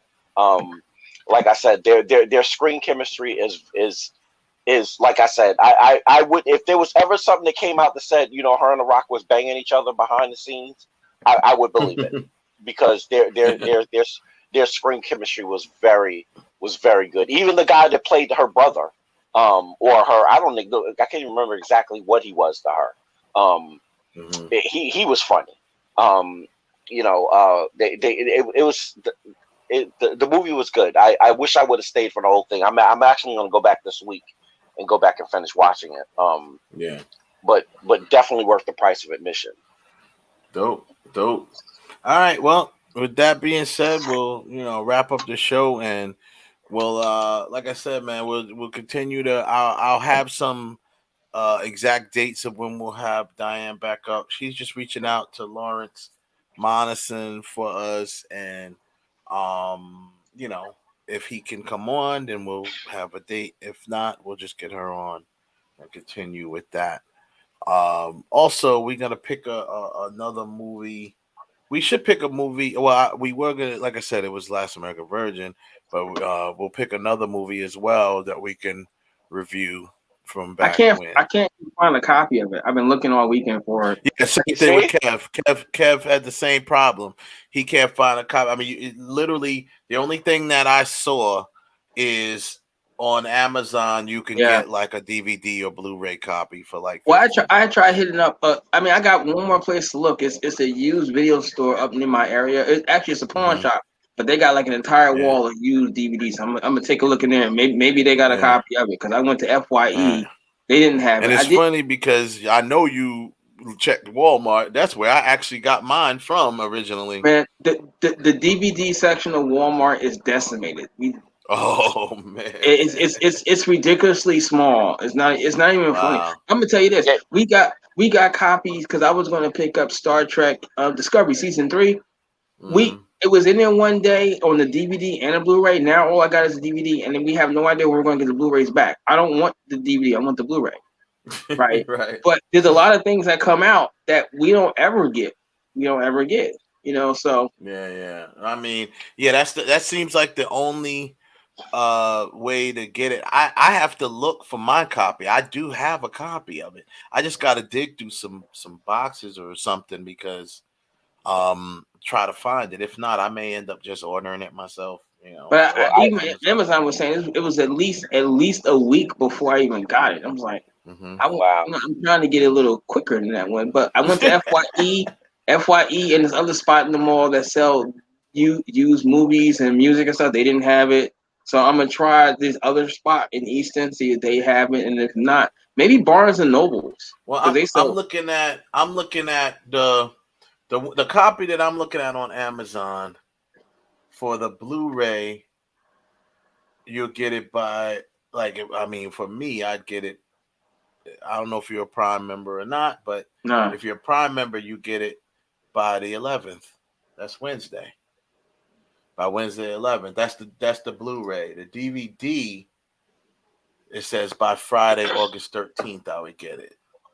If I bought the DVD. The DVD is only $4 cheaper than the Blu-ray, so I might as well get the Blu-ray. That's just right. I'll get the damn Blu-ray and watch. But I may end up because I gotta check and see if I don't remember if my copy's a Blu-ray or a DVD. I mean, it doesn't matter. I can watch if it's a DVD. I'm not gonna buy it again if I have it in my thing. But if I can't find it or whatever the case may be, then I just might get the Blu-ray anyway and just. I took it upon myself since I couldn't find it. I did the whole Terminator series, and the Terminator series was actually really dope. Not a bad one in it. I'm sorry. Yeah, it is. Genesis sucks. No, it did. Wherever it sucks. Genesis sucks. Salvation didn't suck.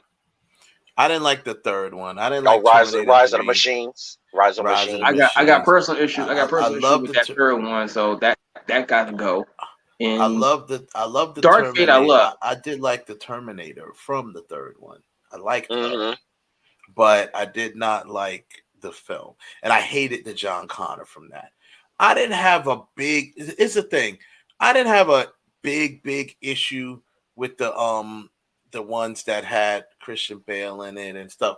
I didn't love them. They didn't make me feel I didn't love it. Like the Terminators made me feel like the original ones and stuff. I just didn't get that feeling. Well, so that's because I got what they were trying to do with it, but I just didn't. Yeah, I think it's the other reason. The other reason why I think you really didn't get that feeling is because they were dealing primarily with the future. They weren't going back. Yeah, they weren't really.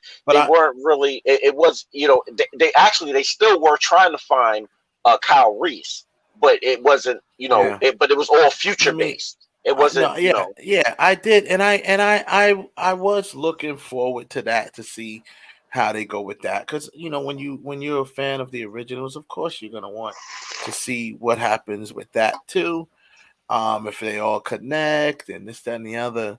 But it didn't. I didn't love them.